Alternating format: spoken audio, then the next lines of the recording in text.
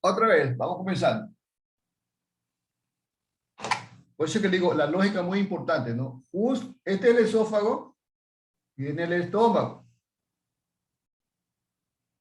Como dijo la compañera, el esófago se mete aquí un piquito, de tal manera que cuando viene la contracción, esto se cierra. Se une, ¿no? Y no pasa. Lo normal, ¿ya? Ahora, dice que un paciente de 60 años y que ya tiene 3 meses de evolución, que expresa esa dificultad, esa disfagia que no puede tragar.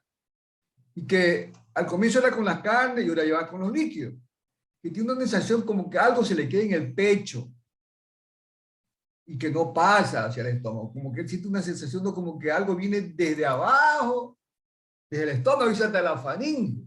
Esa es la sensación que el paciente le refiere, ¿no? Pero usted es más crítico, más al análisis. Si algo está aquí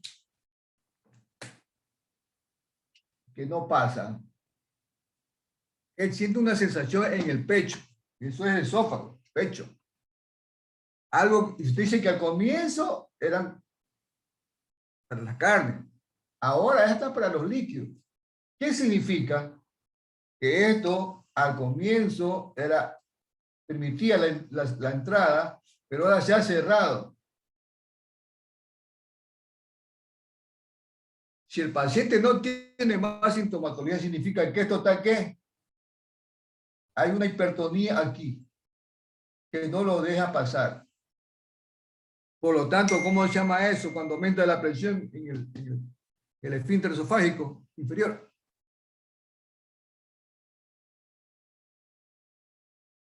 ¿Cómo se llama cuando hay una hipertensión aquí? El esfínter está contraído. Nadie. A ver, Stephanie. Reflujo. Bueno, La ya la enfermedad que muere, pusimos, el Stephanie. reflujo gastroesofágico. Stephanie, ¿qué es la acalasia?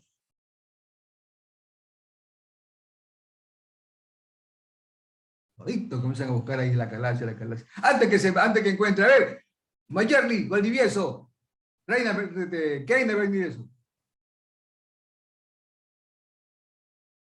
Dígame, alcanzó a buscar. ¿Qué es la acalasia? Solange. A ver, según me acuerdo, era cuando hay una relajación de este esfínter, o sea, no es muy, o sea, no es muy buena, no es muy satisfactoria y va a provocar este cuadro que se llama calasia, básicamente. A ver, Stephanie, ¿ya alcanzó a leer, sí o no? ¿Qué es acalasia? no, pero es lo mismo, es lo que estábamos respondiendo. Yo imagino que significa a lo que no se puede mover la comida desde lo que es el esófago hasta el estómago. A ver, busquen en el libro qué es acalasia. O sea, pero eso no es que ese esfínter no se relaja durante la deglución. Entonces el esfínter está contraído, no se relaja, hay una hipertonía. Dese cuenta lo importante que es saber lo normal. Si no saben lo normal, no pueden hacer un diagnóstico. Si este esfínter está cerrado, está contraído, está hipertónico, eso se llama acalasia. Entonces, como el paciente tiene acalasia, tiene cerrado esto, ¿usted cree que puede haber reflujo gastroesofágico? Otros me dijeron que la complicación más grave era la úlcera gástrica, acá. Entonces, dése cuenta, por eso que le digo que sí tienen algunos la idea, algunos sí me dijeron que era acalasia, algunos, el grupo de Pancho Francisco, bueno, algunos sí me dijeron, pero la mayoría es reflujo, reflujo, reflujo. El reflujo es un síntoma. ¿Por qué el reflujo? Ese es el diagnóstico. Entonces, si dice que siente una sensación como que algo está aquí en el pecho, como que algo está ahí, que al comienzo no pasaba la carne, pero ahora ya ni los líquidos, significa que eso se le está cerrando. Si las cosas no pueden pasar, ¿qué va a pasar con este esófago? ¿Qué va a pasar? Se va a hacer más grande. ¿Eso cómo se llama? Megaesófago. Un megaesófago. Entonces la complicación más frecuente va a ser un megaesófago. ¿Quién está alterado? ¿Quién controla la musculatura? ¿El sistema extrínseco o el intrínseco?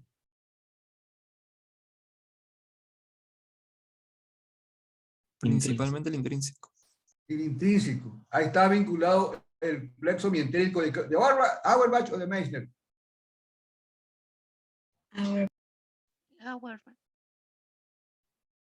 Si digo mientérico, ¿a qué se verá? Musculatura.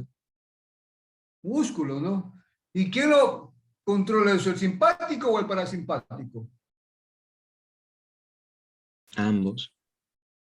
Pero ¿cuál tiene más poder en el aparato el simpático o el parasimpático? Parasimpático. Parasimpático.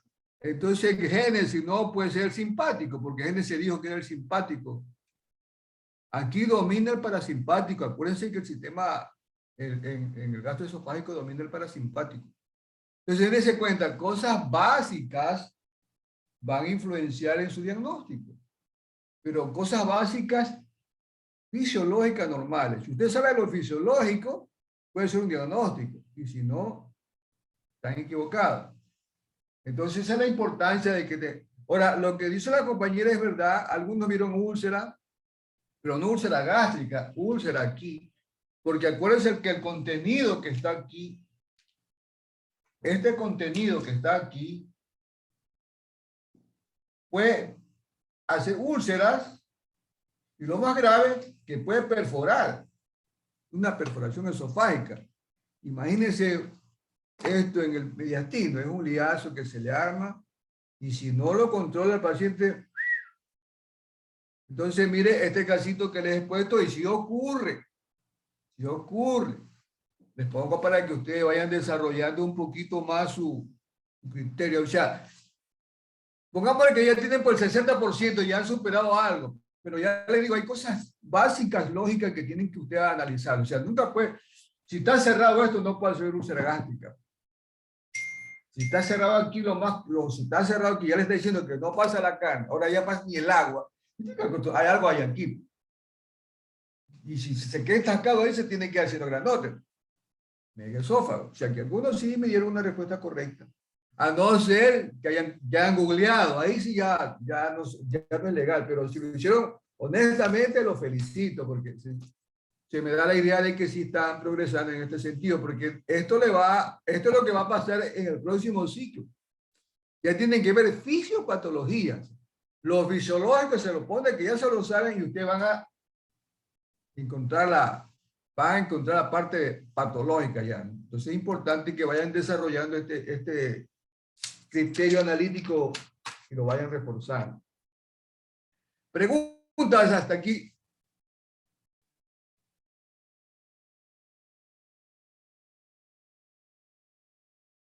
Si no hay preguntas, vamos a continuar porque estamos súper que recontra atrasados este grupo. Súper atrasados. Yo pensaba que era el tercer examen, ya otro grupo ya dio el tercero, sí sabe. Ya nos van al cuarto. Y ustedes recién el primero, yo pensaba que ya estamos adelantados. Bueno, avancemos. Doctor, una pregunta antes de avanzar. En relación al caso clínico, usted sabe que no se permite obviamente de los alimentos del esófago y el estómago, ¿verdad? Porque el esfínter está hipertónico y bueno, no se permite el paso. Pero en el caso clínico también se menciona lo que es la pirosis, que es básicamente que los líquidos estomacales se regresan del estómago al esófago. Pero ¿cómo eso es lo que el paciente pasa le eso? dice. ¿Mande? Eso es lo que el paciente le dice. O sea, eso Usted se tiene una presenta ahí. sensación, usted tiene que interpretar los síntomas. El paciente Ya, va a decir muchas cosas. la O sea, pirosis es simplemente la acuérdense, usted sensación. hace un diagnóstico, tiene que ir analizándolo. El paciente le dice miles de cosas. Uy, doctor, tengo el pulmón tapado, pero llega a comentar, ¿cómo va a tener el pulmón tapado? Así le dicen ellos. Doctor, se me tapan los pulmones en la noche, no puedo respirar. Imagínate, ¿cómo se le taparán los pulmones? Si tú tienes que interpretar más o menos lo que ellos te dicen. Por eso los signos vitales, todas esas cosas, para que vean que todo está bien. O sea, tienes que interpretar una cosa es lo que uno como médico sabe y otra es lo que ellos te dicen. O sea, doctor, le hicieron un hueco aquí. Te digo, ¿qué le habrán hecho? Le pusieron un catéter, pero para ellos es un hueco que le pusieron un... Ya te digo, eso también tienen que saber interpretar a los pacientes. Entonces la pirosis que menciona el caso clínico ahí en el Moodle es básicamente lo que el paciente nos describe. Te llegó, doctor, tengo eso más pasa hace 3 meses, te dice. Y comienzo era la carne y ahora ya no me pasa el agua. Siento como que tengo algo en el pecho, como que tengo él dice una sensación de algo que viene desde el estómago hasta la faringe, hasta acá arriba. Tú interpreta, yo te digo pirosis porque es el término médico, pero eso es lo que él te dice. Pues tú dices, no, pues si está aquí, no, si dice que no pasa ni el agua, ¿cómo le va a pasar? O sea, ahí, por eso digo, tienen que ir analizando de una manera más crítica. Por eso es lo que van avanzando, se han avanzado bastante. ¿Verdad? Para cuando recién los cogí, ya han avanzado bastante. Pero Listo, todo esto doctor, lo hace gracias. con fundamento. Si no tienen fundamento, está fregada la cosa. Pero es importantísimo saber la fisiología, cómo funciona esto, para poder hacer un diagnóstico. ¿Comprendido? Ok. Sí, doctor, gracias.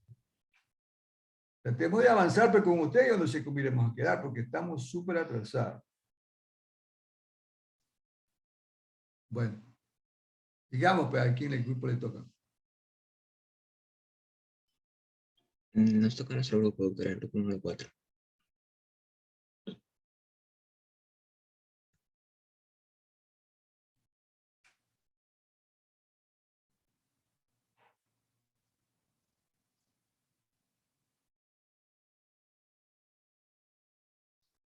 Sebastián no ha mandado las exposiciones ni una. Doctor, nuevamente, le repito lo mismo que llevo repitiendo en el grupo, a los mismos compañeros, que por favor suban las diapositivas. Ya se sale de mis manos, pues doctor, yo no estoy en las computadoras de ellos para subir el archivo. Te vengaron, ya me pusieron malo porque no tengo los temas en el modo.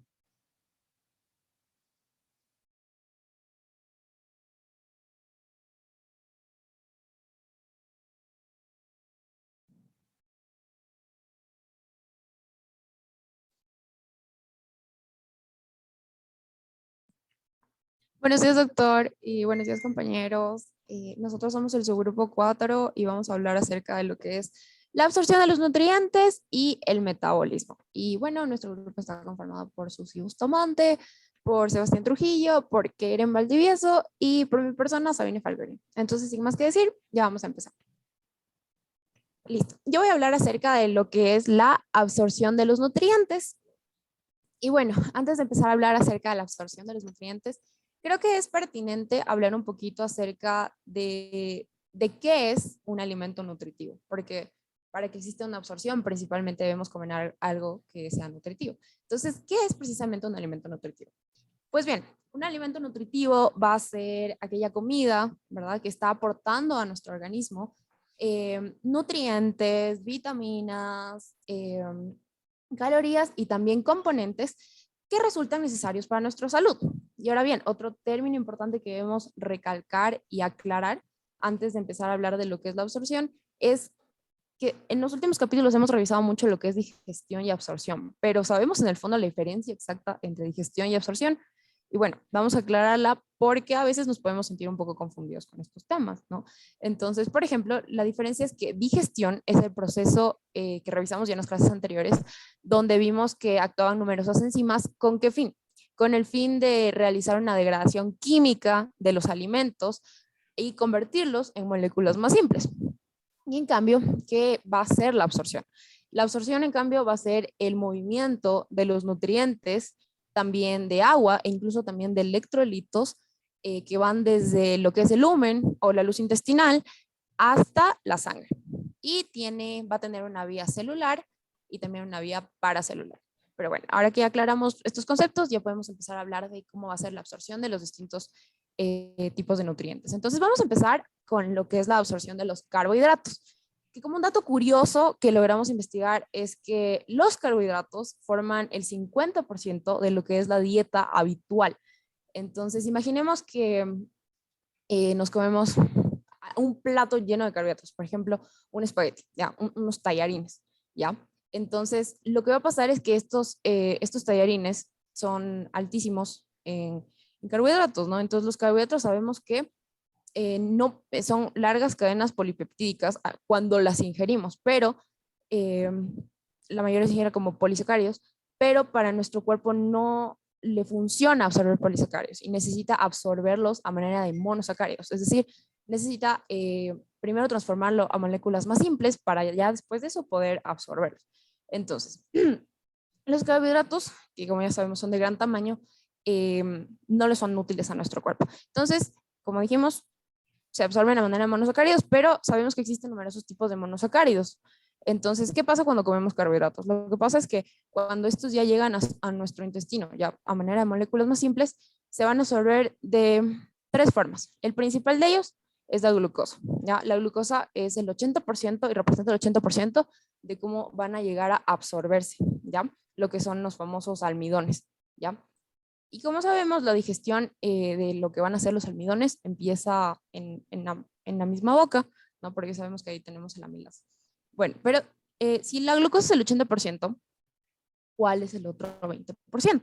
¿Ya? El otro 20% se va a absorber a manera de galactosa y de fructosa, ¿ya? Entonces, ¿qué es lo que precisamente pasa? Es que cuando estos llegan al enterocito, para absorberse vamos a ver que suceden 2 fenómenos. El primero es que se debe crear una gradiente necesaria para que se absorba acoplado al sodio.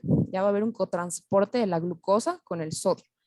Y también vemos que gracias a que se une al sodio, ya que se une al sodio, finalmente va a poder entrar al enterocito y finalmente pues ya cada uno toma una vía diferente. Pero esto es teóricamente, ¿ya? Ahora vamos a ver qué sucede precisamente en el epitelio intestinal. Y bueno, recalcando unos puntos importantes, y es que recordemos que la mucosa intestinal es idónea para lo que va a ser la absorción porque posee microvellosidades y vellosidades, y esto es lo que aumenta la superficie de absorción, junto con también lo que son los pliegues de Kerrigan. Y otro dato curioso es que las microvellosidades, perdón, las vellosidades son un poco más largas en el duodeno y son un poquito más cortas ya para la parte más distal de lo que es el intestino. Entonces, la superficie de las vellosidades también es la que está formada por los enterocitos. Y estos son los que contienen a las microvellosidades. ¿Ya? Entonces, por ejemplo, las que podemos ver aquí son las microvellosidades. ¿Ya? Y es lo que también conocemos como el famoso, las células con borda en cepillo, ¿ya? Además que tienen un índice de recambio altísimo, son las células que más se recambian, por así decirlo, y este recambio sucede de cada 3 a 6 días, ¿ya? Entonces, ahora sí, ya hablamos del epitelio intestinal y recalcamos 2 puntos importantes solo para hacer como que un rápido resumen de lo más importante, ¿no? Ya, pero ¿cómo va a darse ya la absorción? ¿Ya? Entonces, el primer punto que debemos recordar es que va a ser un transporte activo secundario, ¿ya? Y que va a ser dependiente del sodio, ¿ya? Eso es algo que no podemos olvidarnos. Ya, entonces, ¿cómo se va a dar este paso? Bueno, vamos a imaginarnos al enterocito como lo tenemos aquí y vamos a imaginar que dentro del enterocito ya normalmente existen ciertas cantidades de sodio, ¿ya? Entonces vamos a ver como que aquí hay sodio, ¿ya? Entonces, lo que primero se debe crear es un gradiente que favorezca para que se pueda absorber sodio desde lo que es acá, que vamos a imaginar que este es el lumen. Ya. Entonces,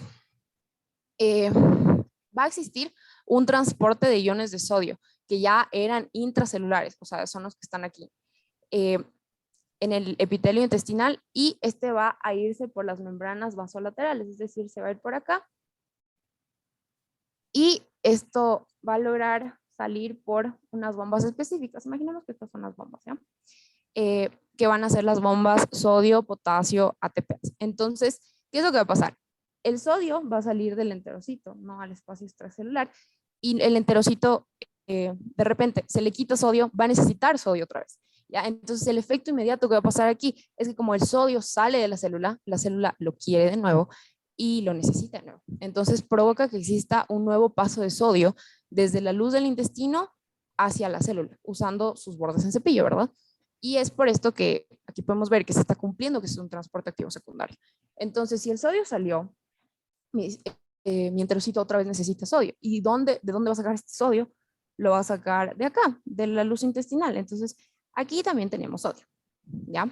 Entonces, aquí viene la parte mágica, porque seguramente están preguntando, ¿pero qué tiene que ver el sodio si estamos hablando de glucosa? ¿Ya? Entonces, aquí viene la magia. El sodio necesita de una proteína transportadora. Imaginemos que aquí va a estar una proteína transportadora, ¿ya? Que va a ser una proteína transportadora que va a transportar sodio, pero al mismo tiempo solo va a transportarlo cuando se encuentre unido a la glucosa, ¿ya? Entonces es un cotransportador. Y por esta razón se le llama cotransportador sodio-glucosa, abreviado como SGLT1, ¿ya? Entonces, ¿qué va a pasar? El sodio necesita unirse a la glucosa. Se une con la glucosa y es así como logran transportarse al interior del enterocito. Entonces ya, una vez dentro del enterocito ya pues el sodio se va por un lado y la glucosa se va por el otro.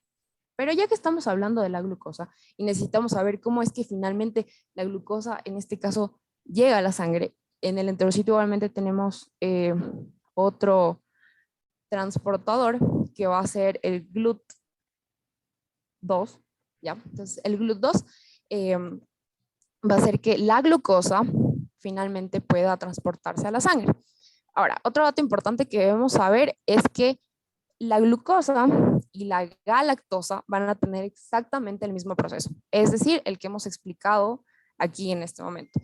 Y hay una diferencia con lo que es la fructosa. Entonces voy a poner la glucosa y la galactosa. Van a tener exactamente el mismo proceso, pero existe otro monosacárido que es la fructosa. Entonces, la fructosa que llega y que está ahí rondando por el lumen intestinal se va a absorber mediante difusión facilitada, ¿ya? Entonces entra al enterocito por difusión facilitada y ya, pues una vez dentro del enterocito, ahí sí va a volver a utilizar la proteína transportadora GLUT2 para llegar de nuevo, para llegar en sí a lo que es la sangre. Entonces, eso es lo que debemos saber respecto a la absorción de los carbohidratos, ¿ya? Pero ¿qué sucede con la absorción de las proteínas? Bueno, otro cuento, no totalmente distinto, pero otro cuento que vamos a empezar a hablar. Bueno, ¿cómo se da la absorción de las proteínas? Sabemos que las proteínas empiezan a digerirse gracias a las proteasas y a las pepsinas, ¿ya? Esa es la digestión, ¿ya? Sabemos que la digestión y el fin de la digestión de las proteínas es convertirlas en moléculas más simples, y en este caso las va a convertir en aminoácidos, en dipéptidos o tripéptidos, ¿ya? Entonces, si los comparamos un poquito con la manera como se absorbían los carbohidratos, es que, por ejemplo, los carbohidratos solo podían llegar a absorberse como monosacáridos, pero en cambio las proteínas pueden absorberse como unidades de un poquito más tamaño. Por eso vemos que se pueden absorber como dipéptidos o incluso también como tripéptidos, ¿ya? Entonces, ¿cómo sucede esto? Pues bien, el lugar de la absorción van a ser igual en el intestino, con sus membranas luminales y con pues sus microvellosidades, y como vemos, el bordón cepillo, ¿ya? ¿Y cuál es la peculiaridad? Es que aquí van a existir proteínas transportadoras especiales. De hecho, Guyton describe 5 tipos de ellas para transportar ya sea dipéptidos, tripéptidos o aminoácidos libres, ¿ya? Y lo que debemos saber es que son proteínas transportadoras muy selectivas, ¿ya? Hay unas que solo permiten el paso o solo de dipéptidos, o solo de tripéptidos, o solo de aminoácidos libres, ¿ya? Entonces, ¿cómo se va a dar este transporte? Pues bien, igual va a ser un transporte activo secundario y vamos a ver que está igual relacionado con el sodio, ¿ya? Entonces, como vimos con los carbohidratos, primero vimos que se necesitaba crear un gradiente para que el sodio pueda transportarse desde el lumen intestinal finalmente al enterocito, ¿ya? Y entonces, igualmente aquí el sodio que ya se encontraba adentro del enterocito va a volver a salir gracias a las bombas que son las ATP, asas, sodio, potasio, ATP, asas, sale al espacio extracelular, crea un gradiente para que entonces el sodio que se encuentra en el lumen pueda ingresar al enterocito, pero ya sabemos que uniéndose en este caso sería con dipéptidos, tripéptidos o aminoácidos libres. ¿Ya? También hay ciertas bibliografías que describen un cotransporte no solo con el sodio, sino también con el hidrógeno, pero como nos recalca, lo más importante de Guyton es igual un cotransporte de sodio. Una curiosidad adicional es que existen como les mencionaba, hay transportadores, hay aproximadamente 5 tipos, ¿no? Entonces hay transportadores específicos dependiendo de la naturaleza, incluso del aminoácido, cuando los aminoácidos son neutros, o cuando los aminoácidos son ácidos, o cuando los aminoácidos son básicos, o incluso cuando los aminoácidos son de tipo imino, ¿ya? Entonces cuando ya llegan a la sangre, lo van a hacer por transportadores vasolaterales y por difusión facilitada. ¿Ya? Entonces, cuando ya el aminoácido, vamos a imaginar que el aminoácido ya está adentro del enterocito. Entonces, cuando el aminoácido ya está dentro del enterocito, ¿cómo va a llegar a la sangre? Imaginemos que acá está el torrente sanguíneo, ¿ya? ¿Cómo va a llegar a la sangre? Pues mediante difusión facilitada, ¿ya? ¿Y qué queremos decir con todo esto?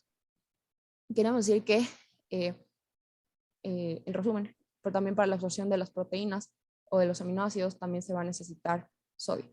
Y otra cosa que vamos a ver es si esta es la regla general, y pues no siempre es la regla general, porque hay algunas excepciones, como proteínas de tamaños muy pequeños, que tienen transportadores especiales para entrar al enterocito a manera de difusión facilitada, es decir, no va a necesitar un cotransportador. ¿Ya? Ahora vamos a hablar acerca de la... Oh, esperen, se trabó. Ya. Ahora vamos a hablar acerca de la absorción de las grasas. Ok, o de los lípidos, como deberíamos llamarlos. Ya. Entonces, los lípidos, una curiosidad es, por ejemplo, que los lípidos más comunes de la dieta, en las que lo que nosotros más consumimos son los triglicéridos, el colesterol y también los fosfolípidos, ¿ya? Y los lípidos en sí representan una mayor dificultad para llegar a absorberse, porque como sabemos, los lípidos, su naturaleza es que son insolubles al agua, y esto no le favorece en el caso de absorberse, porque en el intestino debemos tomar en cuenta que en sí, no solo el intestino, sino el tracto gastrointestinal está lleno de líquido, ¿no? Es un medio bastante acuoso, ¿ya? Entonces, ¿cómo van a llegar a absorberse? Si tienen como este factor en contra. Ok, entonces, lo primero que vamos a ver es que se van a absorber como monoglicéridos después de la acción de numerosas enzimas. Esta es la parte de la digestión, ¿no? Actúan las enzimas y los vuelven moléculas más simples. Y gracias a la acción de las micelas biliares, que van a ser las claves para lo que va a ser la absorción de los lípidos, lo que van a hacer es que van a crear, esta es una micela. Entonces lo que van a hacer es crear un producto de naturaleza lipídica, o sea, los lípidos como que van a estar aquí en el centro, mientras que la parte exterior, que es lo que podemos visualizar acá, ya, se cubre de lo que van a ser las sales biliares, y entonces esto le permite absorberse y ser en este medio que es tan acuoso. Ya, adicionalmente debemos saber que las micelas pues tienen un diámetro de 3 a 6 nanómetros, que lo voy a poner aquí para que no nos olvidemos. Ya, de 3 a 6 nanómetros, y tienen una elevada carga exterior, que es justamente lo que las hace solubles en el quimo. Ok, entonces, ¿cómo se va a dar este proceso? El proceso es que las micelas van a penetrar por las hendiduras que existen en las microvellosidades intestinales, ¿ya? Y además de esto, lo siguiente que sucede es que son solubles en las membranas epiteliales. Entonces, llegan a pasar rápido por la membrana hacia el interior de la célula. Ahora bien, sabemos que las micelas se forman por la acción de las sales biliares. Y la pregunta aquí es, ¿las sales biliares también ingresan al enterocito o se quedan afuera? Y pues las sales biliares, que es lo que en sí forman la micela, no van a entrar a la célula. Lo único que entra va a ser la parte lipídica. Y los lípidos, que ya pues entran a la célula, van precisamente a un sitio que es el retículo endoplasmático liso, ya, para formar los triglicéridos, que posteriormente van a viajar, aquí vemos un triglicérido, que van a viajar con los kilomicrones, ya, y este proceso se llama reesterificación, cuando se convierten los triglicéridos hacia kilomicrones. Y ahora nos vamos a preguntar seguramente, ¿pero qué es un kilomicrón? Bueno, pues bien, un kilomicrón, vamos a llamar kilomicrón a las partículas, transportadoras de lípidos, y se forman por la unión de lo que va a ser un triglicérido y un colesterol y un fosfolípido, ¿ya? Además que también se combinan con proteínas. Entonces, los kilomicrones se van a terminar de empaquetar en lo que es el aparato de Golgi del enterocito mismo, para finalmente salir de la célula como vesículas secretoras, y estas son las que abandonan la célula y luego, bueno, abandonan la célula por lo que es la parte vasolateral, y finalmente los kilomicrones, ¿a dónde van a ir? Van a llegar a lo que es el conducto linfático torácico, para a partir de este medio finalmente poder llegar al torrente sanguíneo. Entonces, aquí podemos ver que sí es un proceso un poquito más complejo a comparación de las proteínas o de los carbohidratos. Y entonces también debemos preguntarnos si hay alguna forma de absorción que quizás no sea tan compleja respecto a los triglicéridos. Y pues sí, hay pequeños ácidos grasos de cadena muy corta que se llegan a absorber directamente a la sangre, por más que son, y bueno, que no necesitan ser convertidos, ¿ya? Pero son pequeñas excepciones. Una curiosidad que también debemos saber es que, por ejemplo, existen las vitaminas liposolubles, y estas igualmente se van a absorber de la misma forma que hemos escrito aquí. Y ejemplos de estas vitaminas son la vitamina la A, la B, la E y la K. Listo. Entonces ahora vamos a hablar acerca de la absorción en el intestino grueso. Lo que vimos hace un momento es lo que sucede en el intestino delgado, pero ¿qué es lo que sucede en el intestino grueso? Pues bien, antes de empezar a hablar debemos saber que al intestino vamos a dividirlo en una mitad proximal y le vamos a llamar a esta mitad el colon absorbente, y una mitad distal que le vamos a llamar el colon de depósito, ¿ya? Entonces, ¿qué debemos saber? Que el quimo que llega por la válvula ileocecal es aproximadamente 1500 ml al día, ¿ya? Pero hay una diferencia en lo que entra en el colon y lo que sale a través de las heces, ¿ya? Porque en cambio las heces van a tener, lo voy a anotar aquí, las heces van a tener aproximadamente solo 100 ml de líquido, ¿ya? Y aproximadamente de 1 a 5 mili equivalentes de iones, principalmente de sodio y cloro, ¿ya? Entonces, ¿qué nos indica todo esto? ¿Qué nos quiere decir esta gran diferencia? Pues bien, que se va a ver muchísima absorción de líquido en el intestino grueso, y que también va a haber una gran absorción de iones. ¿Y cuáles van a ser estos iones que se van a estar absorbiendo? Los principales son estos que podemos visualizar aquí: el sodio, el cloro y el bicarbonato. Entonces, por ejemplo, el sodio. Ya, el sodio va a existir una absorción activa de sodio, y esta absorción activa va a ser a través de las uniones estrechas que están entre las células y en contra de un gradiente mayor, ¿ya? Y como sabemos, la reabsorción de sodio también puede estar potenciada por ciertos factores, y uno de ellos es la aldosterona. Entonces aquí también puede estar potenciada por la aldosterona. También tenemos al cloruro, y la función del cloruro básicamente va a ser crear un gradiente para que se absorba, se llegue a absorber el sodio. Y también tenemos al bicarbonato, que básicamente se centra en la secreción de iones en la misma porción que se absorbió cloro. Y la función del bicarbonato, como ya sabemos, es neutralizar los ácidos que van a ser producidos, pero en este caso estamos en el colon. Quizás no tenemos de dónde viene ese ácido. Ese ácido pues viene precisamente de las bacterias que existen en el colon y que van a producir este ácido. Entonces, ¿qué debemos saber adicionalmente de lo que es la absorción en el colon? Pues bien, que el colon tiene una capacidad máxima de absorción, ¿ya? No es que puede seguir absorbiendo, sino que tiene un tope, y este tope es de aproximadamente 5 a 8 litros al día, ¿ya? Y esto es importantísimo porque ¿qué pasa si le llega más líquido de lo que es capaz de absorber, ¿ya? O si el mismo colon empieza a secretar más líquido de lo normal. El sabio mecanismo que tiene nuestro cuerpo es lo que conocemos como diarrea, ¿ya? Entonces, ¿por qué se da básicamente la diarrea?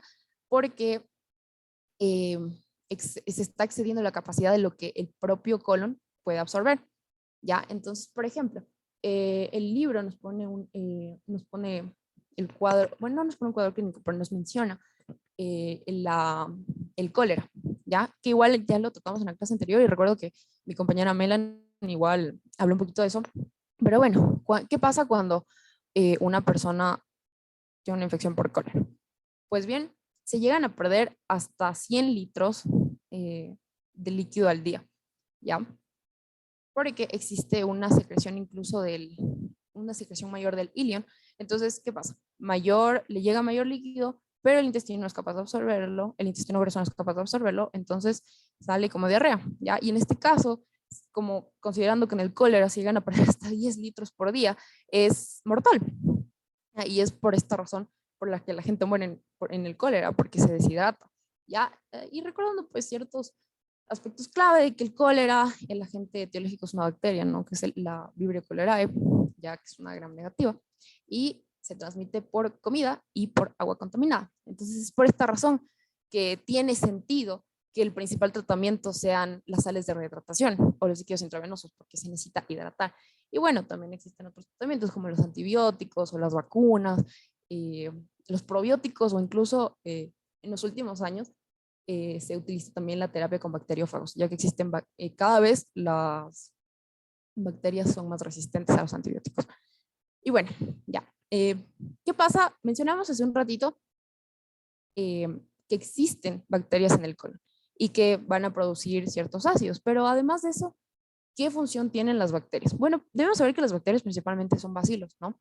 Y que debemos saber que no todas las bacterias son malas, o sea, por eso también tenemos la microbiota, y la microbiota del colon tiene funciones muy importantes, como por ejemplo digerir la celulosa. Esto no tiene tanta importancia en nosotros como seres humanos, porque no nos aporta tantas calorías, pero para otros, para ciertos animalitos, como por ejemplo, principalmente los rumiantes, ellos sí necesitan celulosa para obtener energía. Adicionalmente, también las bacterias nos van a aportar vitaminas, o sea, mediante la digestión, absorción y su acción en general, van a aportarnos con vitaminas, principalmente la vitamina K, que como sabemos es importantísima para la coagulación, también la vitamina B12, que es la riboflavina, o la B2, no, perdón, la vitamina 12, la tiamina y la riboflavina, ¿ok? Y adicionalmente también los bacilos van a tener una acción de, como están trabajando, forman gases de fermentación, ¿ya? Entonces, estos gases son los que terminan siendo lo que conocemos como flatulencias. Y las flatulencias, ya, y las flatulencias van a estar compuestas principalmente de ácido anhídrido carbónico, gas hidrógeno o también metano. Y bueno, adicionalmente debemos saber que es esto con las flatulencias, pero también debemos considerar las heces, ¿no? Entonces, las heces debemos saber que van a estar compuestas 3/4 de ellas por agua. Pero ¿qué pasa con el otro cuarto? El otro cuarto va a ser materia sólida, que va a estar compuesta por 30% de bacterias, de 10 a 20% por grasas, de 10 a 20% de materia inorgánica, de 2 a 3% de proteínas, 30% de aquellos alimentos que no se llegan a digerir completamente. Y también contiene lo que es la estercobilina o la urobilina, que es precisamente lo que le llega a dar el color característico que tiene, ¿ya? Y adicionalmente sabemos que las heces tienen un olor característico, ¿ya? Y este olor característico de las heces va a estar dado por lo que es el indol, el escatol, los mercaptenos y el ácido sulfídrico, ¿ya? Y finalmente, con lo que respecta a mi exposición, voy a empezar a hablar un poquito acerca de lo que es el metabolismo de los lípidos, ¿ya? Que ya mencionamos un poquito antes, entonces ya solo vamos a recalcar lo más importante acá. Ya sabemos que en nuestro cuerpo los principales lípidos que existen son los triglicéridos, los fosfolípidos. Sabine, un momentito, antes de entrar al lípido, terminemos primero, hace una retroalimentación de lo que se hablaba. Ya, A ver, doctor. chicos, novedades, preguntas.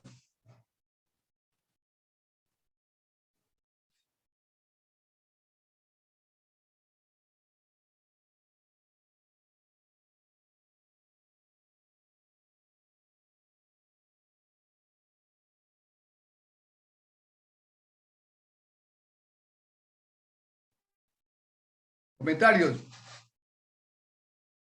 ¿Todo está claro? ¿Seguro?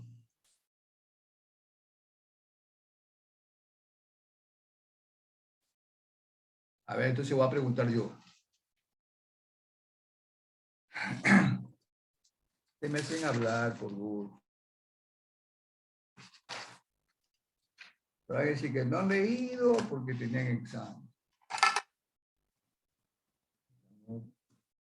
Vamos 009. 08.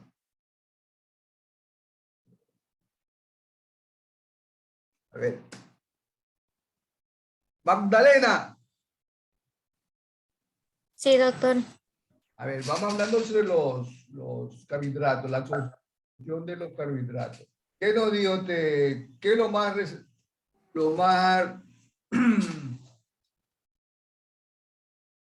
se puede llamar la absorción de la absorción de los carbohidratos? ¿Cómo se tienen que absorber los carbohidratos? ¿Cuál es el más importante? El más Se absorben numeroso? en monosacáridos y bueno, en una pequeña parte en forma de disacáridos. En ¿Y sí, cuál es el producto final? el producto final sería en este caso la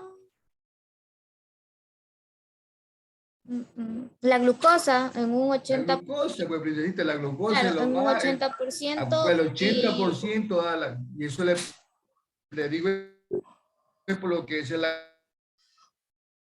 o sea, que el se glucosa transporta en por un intercambio. 20% y un 20% en galactosa y fructosa. ¿Y qué más? Eso. Tiene el mecanismo de transporte de la glucosa, bueno, de cotransporte, tiene un mecanismo con de cotransporte con el sodio. No sé, algo más.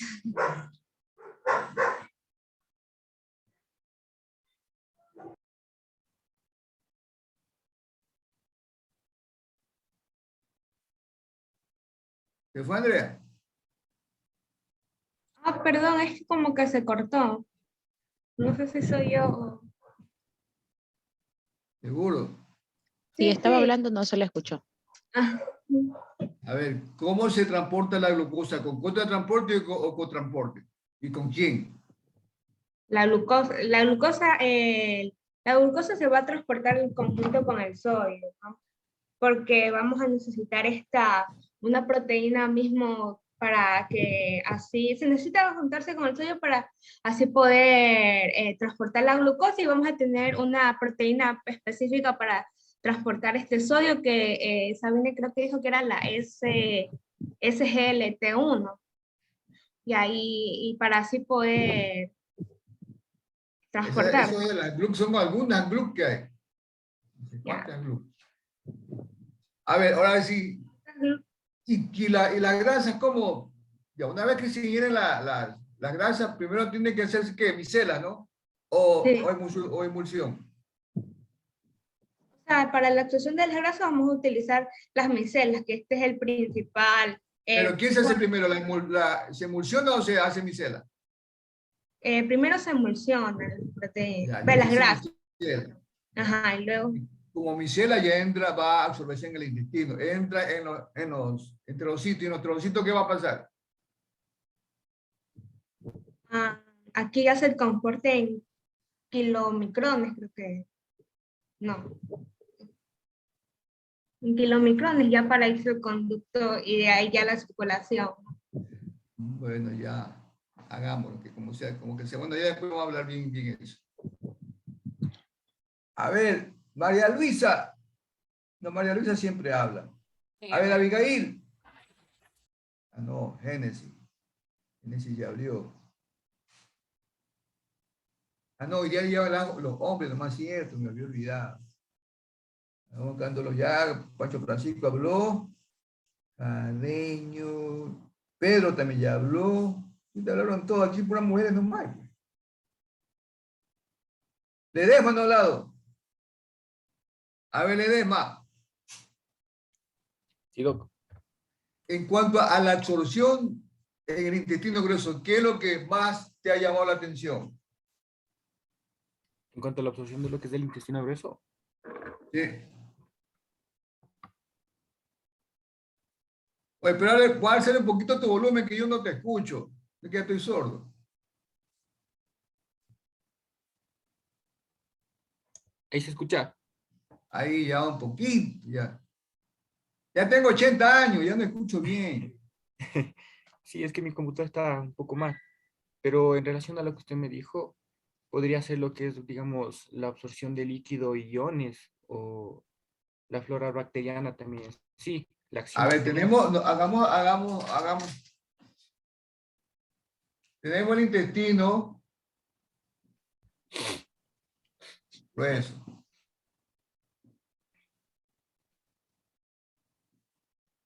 Lo- Ya está.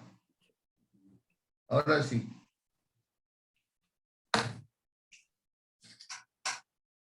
¿Cuál es la función del uno y cuál es la función del otro?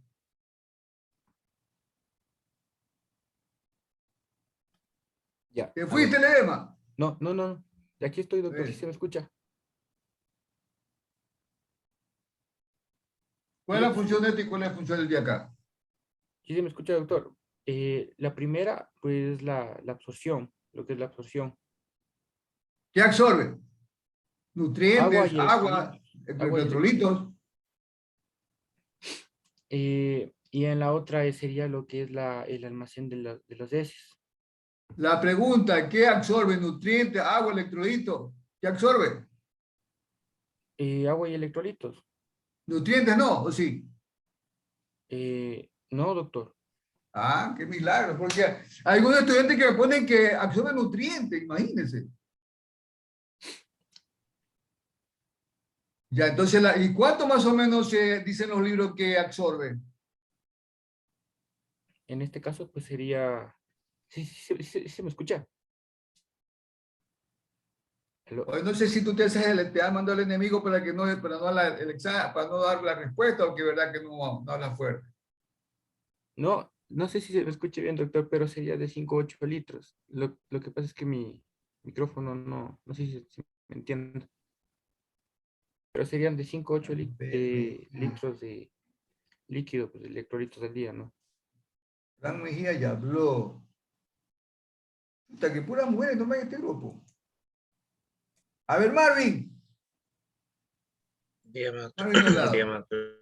Por sería las mujeres. Y a ver, ¿qué hace la parte de acá? La derecha. Lo que hace es un prismatismo en masa, tengo entendido, para ya finalmente expulsar las heces. Ya, entonces, en función de almacenamiento, las heces y bastante flatulencia. ¿Cuál es la Ujú. composición de los flatos? ¿Qué te llama la atención de Eh, eso? bueno, en sí la composición de eso tenemos que es el metano, que es básicamente el gas, como tal. Tiene Es ácido explosivo, haz carbónico, cuenta. sí, Cuidado, eso es sí. explosivo. Ujú. Bueno, Por eso cuando hay esos compañeros que se mandan una flatulencia que son feísimas, los comienzan se meten un fósforo para que se vaya esa vaina, porque eso es explosivo. Ya, ujú, de caso. correcto. ¿Qué más? Aparte ¿Qué de, otra bueno, función tiene el colon? el colon, bueno, como tal, tengo entendido también que absorbe vitaminas y también gracias a la flora Absorber y bacteriana. producir vitaminas. ¿Qué vitaminas se producen ahí? Mm, si no estoy mal, la vitamina K, ajá, y la B12 también, ¿Por qué a los niñitos cuando recién nacen le ponen la vitamina K? porque es importante para los procesos de ovulación, si no estoy mal, creo. ¿Pero por qué le ponen cuando están recién nacidos? Porque, bueno, al estar recién nacidos, no como tal, no tienen una flora bacteriana aún, no han No tienen desarrollado. flora bacteriana, están 0 kilómetros todavía, no tienen flora, ni flora bacteriana tienen. Entonces, Correcto. hasta que produzca flora bacteriana, le ponen Entonces, en el colon, la acción de las bacterias, acuérdense que aquí hay bastante Escherichia coli, utilizan para la formación de vitamina K, de la B12, de la B1, la B2, la riboflavina, ¿no? Además, la flatulencia, ¿no? Que como ya dijimos, tiene hidrocarbónico, hidrógeno y metano. Y les comento como novedad, no sé si ya se les comenté, que en 1998, operando un señor que está así obstruido, a lo que pusieron el bisturí eléctrico, una chispita, ¡boom! Ese paciente se estalló, se quemó. Entonces, eso pasó. Así que póngalo como novedad, porque a veces ocurre también que cuando están operando, me tocó una vez con un niñito, a lo que lo estaba operando, el doctor le puso alcohol para desinfectarlo, y lo que pongo el bisturí eléctrico se inflamó. Entonces tienen que tener en cuenta que eso hay, ¿no? Y en cuanto a las S, ¿qué sabe sobre las S, Martín? ¿Cómo está compuesta las S? Bueno, lo principal, el pigmento, bueno, está compuesto por estercobilina, que es lo que le da color. Está compuesto en lo que respecta a 3/4 de agua y 1/4 de materia sólida. Y bueno, de esto sería también en porcentajes respecto a lípidos, si no me equivoco, están un 20% más o menos. De ahí también bacterias propias de ahí que ya están muertas, otro Bacterias 30%. muertas, productos no digeridos, ya dijiste 10%. Materia orgánica también. Grasa, materia orgánica. Bueno, creo que hasta ahí estamos más o menos, ¿no? Vamos, Sabine. Sabine, chúpate. Disculpe, Sabine, aquí mi pizarrita de $10 nomás que tengo como pantalla. Disculpe. Vamos, No, Sabine. la más efectiva. Ya, ahorita vuelvo a proyectar.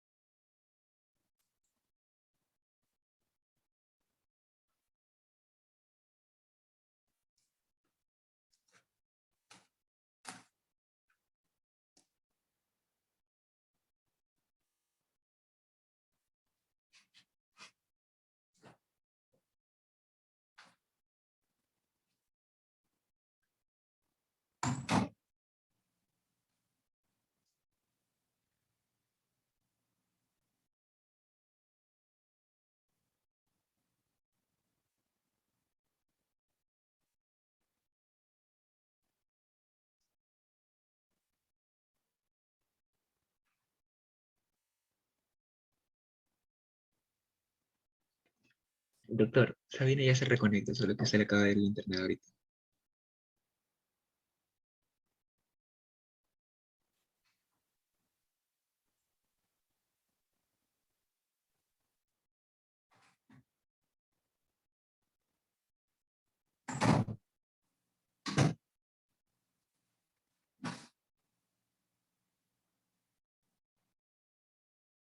¿Qué pasó? ¿Se fue? No, que le estaba comunicando, doctor, que a Sabina se le fue el internet en este momento. Entonces ya se está Ahí reconectando. está, por está hecha la pelucona.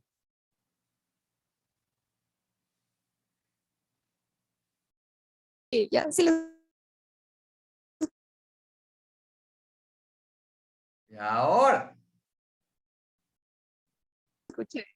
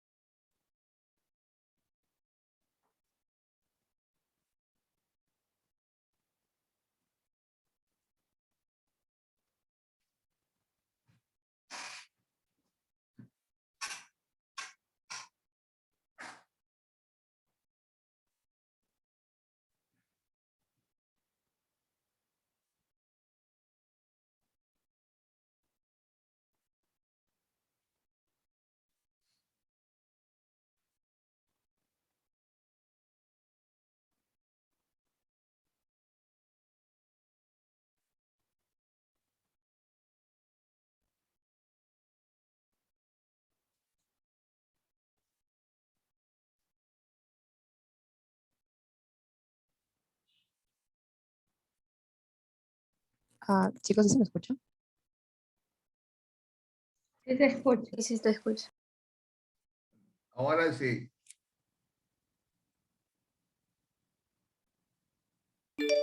Ya, entonces ahora sí continuamos otra vez.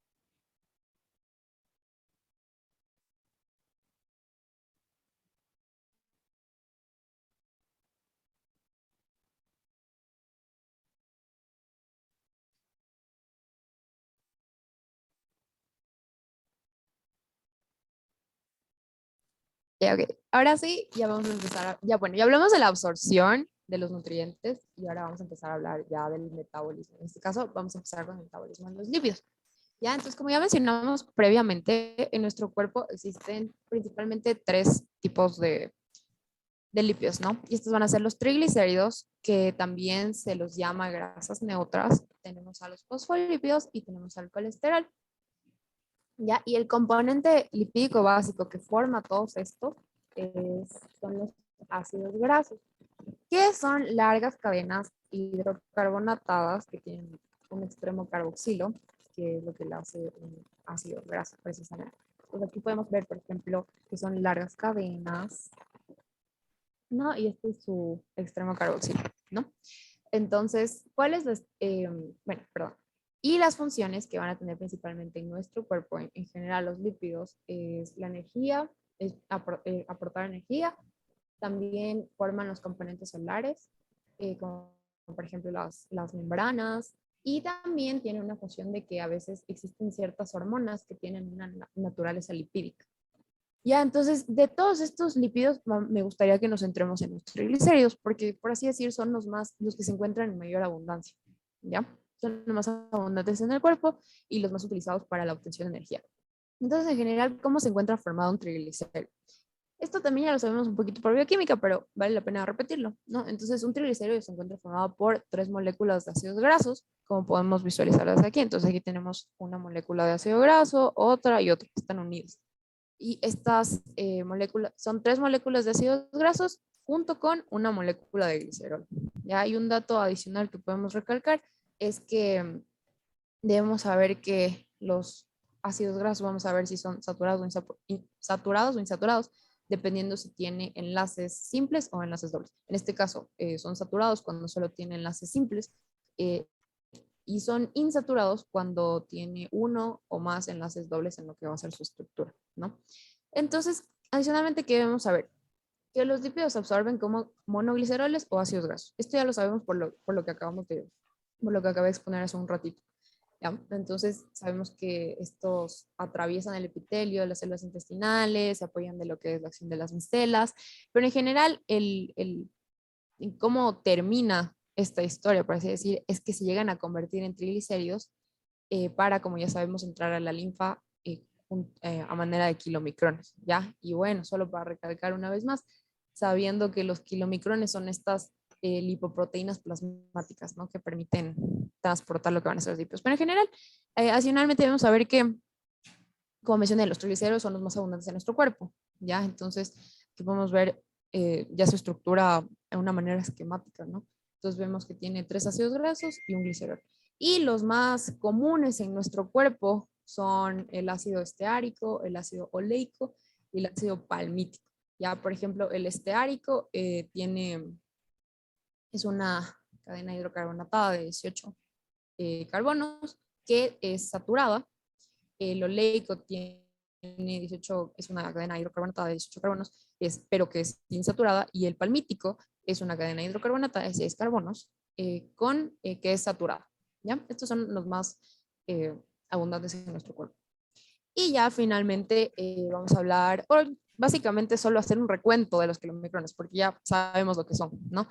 Pero en general, los kilomicrones van a ser estas lipoproteínas plasmáticas que consisten en ser más o menos como una gran gota de triacilgliceroles que son estabilizados por una capa externa de fosfolípidos y proteínas, ¿ya? Y su función principal, como ya sabemos, es transportar lípidos desde el intestino hacia lo que van a ser la sangre y posteriormente que esta vaya a los tejidos, ¿no? Entonces, debemos saber que tienen un diámetro muy, muy, muy, muy pequeño, que varía entre 0,08 a 0,6 micras, Y como sabemos, va a estar formado por, bueno, no, eso no lo sabemos, este sí es dato. Ya, entonces va a estar formado por triglicéridos, va a estar formado por apoproteínas en 1%, de las cuales la más importante va a ser la apoproteína B, ¿ya? Y esta es lo que le va a brindar estabilidad y va a permitir que los kilomicrones no lleguen a adherirse a los lugares por donde están pasando, ¿ya? Además de esto, también va a estar compuesta de 9% de fosfolípidos y 3% de colesterol, ¿ya? ¿Y con qué? ¿Cuál es el fin de los kilomicrones? Recordemos que todas las grasas que se transporten por el conducto linfático torácico lleguen a la circulación. ¿Cómo? Porque sabemos que gracias al conducto linfático torácico, por así decir, desemboca en lo que es la confluencia de la vena en el confluente yugulosubclavio y es así como llega a la circulación finalmente. Y bueno, aquí podemos ver una imagen de, por ejemplo, lo que son los kilomicrones con las apoproteínas. Estas son las apoproteínas que están en color verdecito. Y eso sería todo por mi exposición. Gracias.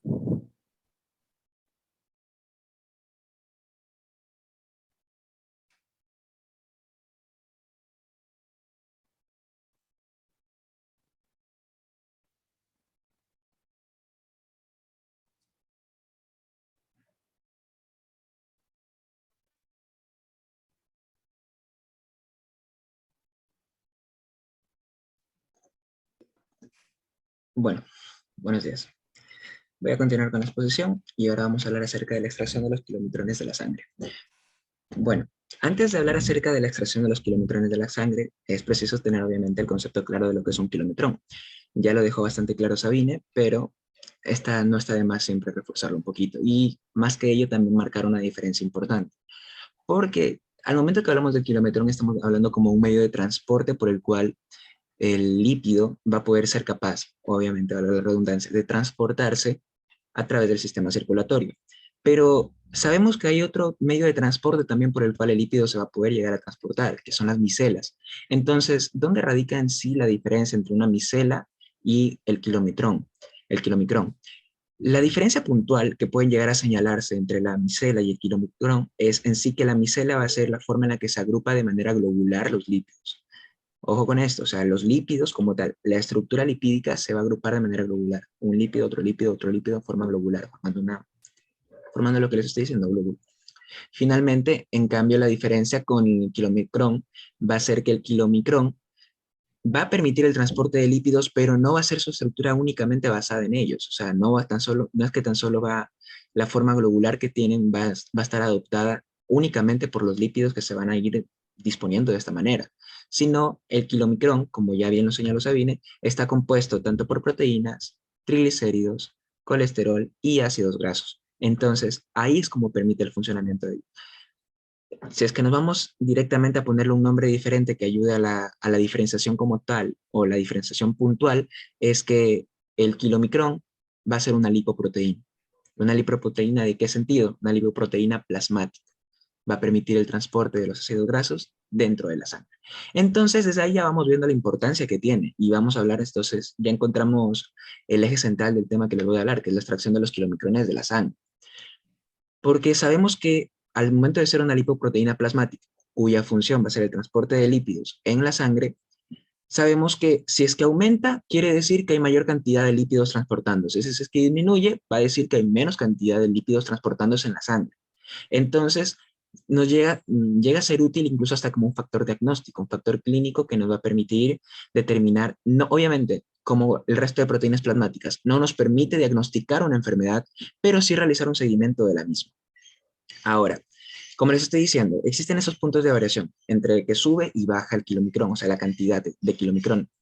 Normalmente, ¿cuándo va a subir el porcentaje de kilomicrones en la sangre? Obviamente va a subir después de que una persona haya comido.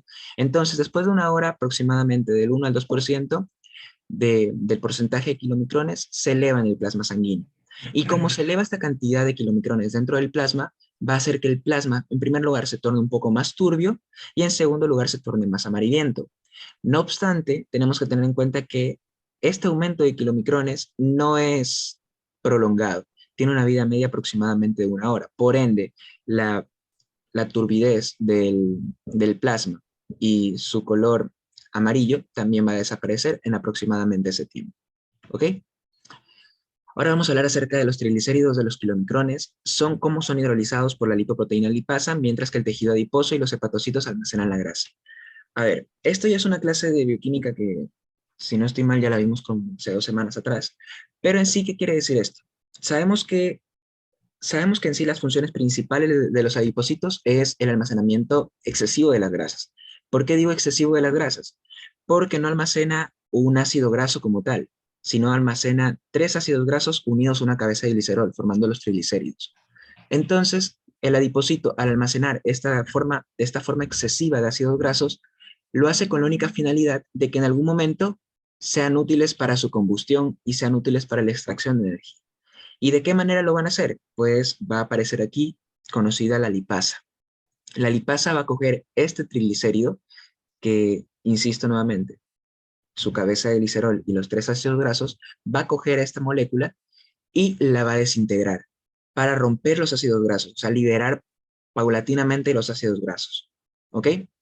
Mientras que, bueno, Guyton nos explica que mientras el tejido adiposo y los hepatocitos almacenan la grasa, efectivamente almacenan grasa, pero no están exentos de la actividad de la lipoproteína lipasa. Es decir, que la lipasa, aún así, tanto a los kilomicrones, que son las lipoproteínas circundantes, las que se encuentran en el plasma, y tanto también a los hepatocitos y al tejido adiposo, afecta la lipasa. La lipasa es capaz de, a las proteínas circundantes y a las células donde se almacena el triglicérido. Insisto una vez más, tejido adiposo y hepatocitos, adipocitos y hepatocitos.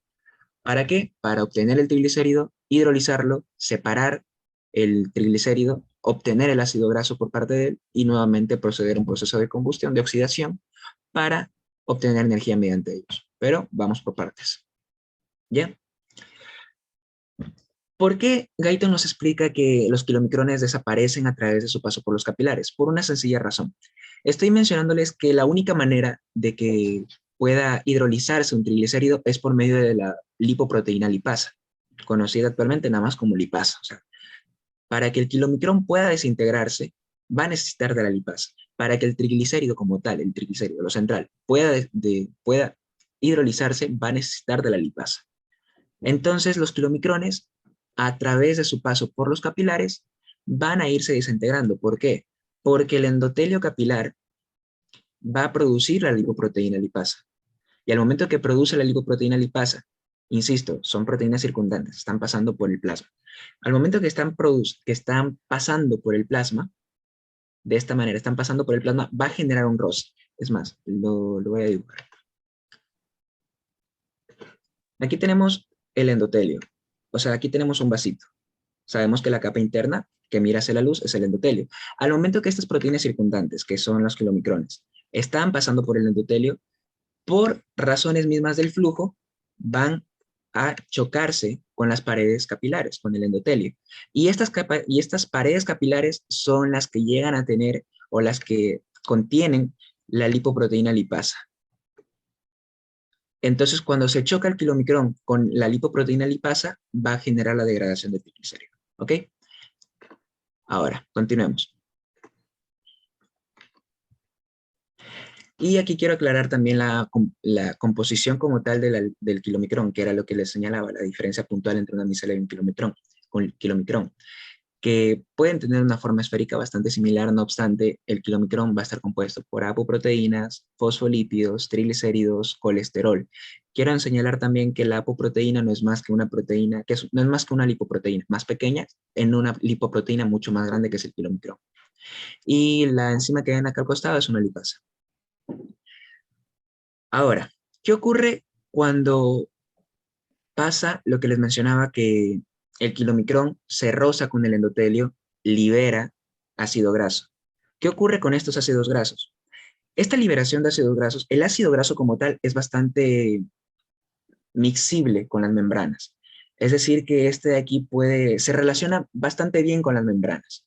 Entonces el ácido graso no necesita de ningún otro compuesto ni ninguna otra proteína para pasar directamente. Tan solo se une a la membrana, se invagina y entró. directamente. Entonces, al ser tan fácilmente mixible dentro de la membrana, es que permite que este ácido graso sea utilizado como combustible o nuevamente para la síntesis de glicérido.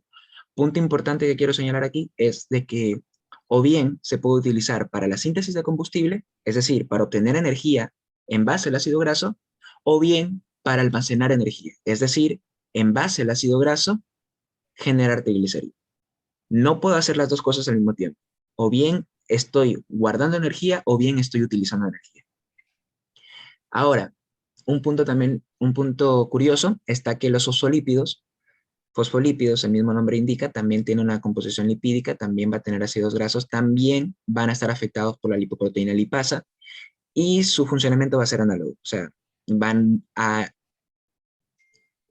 extraer ácidos grasos de los fosfolípidos para que este ácido graso pueda ingresar a la célula y sea utilizado, ya sea como combustible o ya sea para formar nuevamente triglicéridos, para almacenamiento. ¿Ok? Ahora, los ácidos grasos libres son transportados en la sangre unidos a la albúmina. Ya. Esto aquí ya nuevamente lo sabemos. Los ácidos grasos no, ¿cómo se dice? Se me fue la palabra. No son solubles en agua. Por ende, no se pueden transportar libremente por el plasma. La única forma de que el ácido graso pueda transportarse por medio del plasma es cuando se une a la albúmina. Entonces, tenemos los pasos claves, ¿no? El paso clave está de que en primera instancia, en el endotelio capilar, yo tengo lipasas que al chocar con el kilomicrón va a liberar ácido graso. Entonces yo ya libero de manera clara, yo ya liberé ácido graso. Pero este ácido graso se queda estancado ahí porque no lo puedo mover para ninguna parte. Entonces, ¿qué ocurre? Este ácido graso lo primero que hace es ionizarse. Y al momento que se ioniza, la parte ionizada del ácido graso es la que se une a la albúmina, formando un complejo que es la albúmina unida al ácido graso, que es lo que me permite ya poder transportarlo. ¿Ok? ¿Cuántas moléculas de ácido graso puede transportar una albúmina? Ya lo veremos más adelante. Y también vamos a ver cómo se van a alterar. Ahora, ¿por qué o bajo qué tipo de contextos, bajo qué tipo de razones va a poder estar mediado este tipo de degradación del kilomicrón e incluso hasta de los adipocitos, de los hepatocitos para la liberación de ácido graso? ¿Bajo qué tipo de contexto? Va a tener dos tipos de estímulos como mínimo. El primero va a ser por una insuficiencia energética, es decir, una insuficiencia, podemos decirlo directamente, una insuficiencia de glucosa a las células adiposas, y también una falta de intermediario de la degradación de la glucosa, un proceso de la glucólisis que da como resultado el alfa-glicerofosfato. Entonces, cuando yo no tengo glucosa o cuando tengo muy baja glucosa y el hepatocito detecta que yo tengo baja glucosa, va a decir, necesito energía, porque no tengo glucosa. Y la única forma en la que, o la forma habitual en la que yo obtengo energía es por medio de la glucosa. Entonces, como no tengo glucosa, lo que voy a hacer es activo la degradación o la hidrolización de los triglicéridos. Ese es el primer estímulo. Ahora, vamos al segundo estímulo. El segundo estímulo está más dado por hormonas que mantienen los niveles de azúcar en sangre, que sabemos que son la insulina y el glucagón. Si es que yo tengo una alta cantidad de glucagón, quiere decir que estoy descomponiendo glucógeno. Entonces, posiblemente me encuentre en un estado en el que no tenga una ingesta de carbohidratos. Entonces, como yo tengo alto glucagón, estoy consumiendo alto glucógeno, estoy comiendo poco carbohidrato, sé que me voy a quedar sin energía en algún momento. Entonces, la alta cantidad de glucagón va a hacer que se active o se estimule la hidrólisis de triglicéridos. Por otra parte, vamos a hablar ahora en cambio de la insulina. Yo sé que la insulina va a aumentar cuando yo recién como, pero si es que yo llevo bastante tiempo sin comer, yo sé que mis niveles de insulina en sangre van a ser considerablemente bajos. Entonces, si es que mis niveles de insulina en sangre son bajos, el cuerpo interpreta que, chuta, no estoy comiendo carbohidratos, no estoy obteniendo energía por medio de los carbohidratos, no tengo glucosa, entonces degrada ácidos grasos, o sea, degrada triglicéridos para obtener ácidos grasos. Eso es lo que interpreta el cuerpo. Y esos son los estímulos mediante los cuales actúa. ¿Ok? A ver. La concentración de triglicéridos en sangre va a ser de 15 miligramos por decilitro. Lo que se puede llegar a decir que en todo el aparato circulatorio va a constar de 0.45 gramos en todo el aparato circulatorio. Ahora, parecería una cifra bastante pequeña. Es una cifra bastante pequeña para todo lo largo que puede llegar a ser el aparato circulatorio. No obstante, este número está como que un poco amañado, está un poco maquillado, encubierto. ¿Por qué? Porque los ácidos grasos tienen un recambio bastante rápido.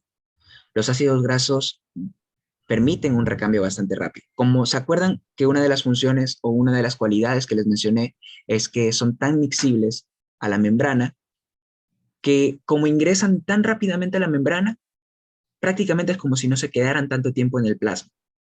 Entonces, es como si es que se imaginaran que la tubería de agua se encuentre pasando con su sustancia, pasando con el agua en ese momento, pero no es que se acumulan en la tubería porque constantemente hay una llave abierta. Entonces no se acumula en la tubería, sino que como yo tengo la llave abierta, toda el agua va a rodar constantemente. Es lo mismo que ocurre aquí con el ácido graso. Como yo tengo la puerta abierta de la célula para que el ácido graso difunda desde el plasma hacia la célula, no se va a estancar en el plasma.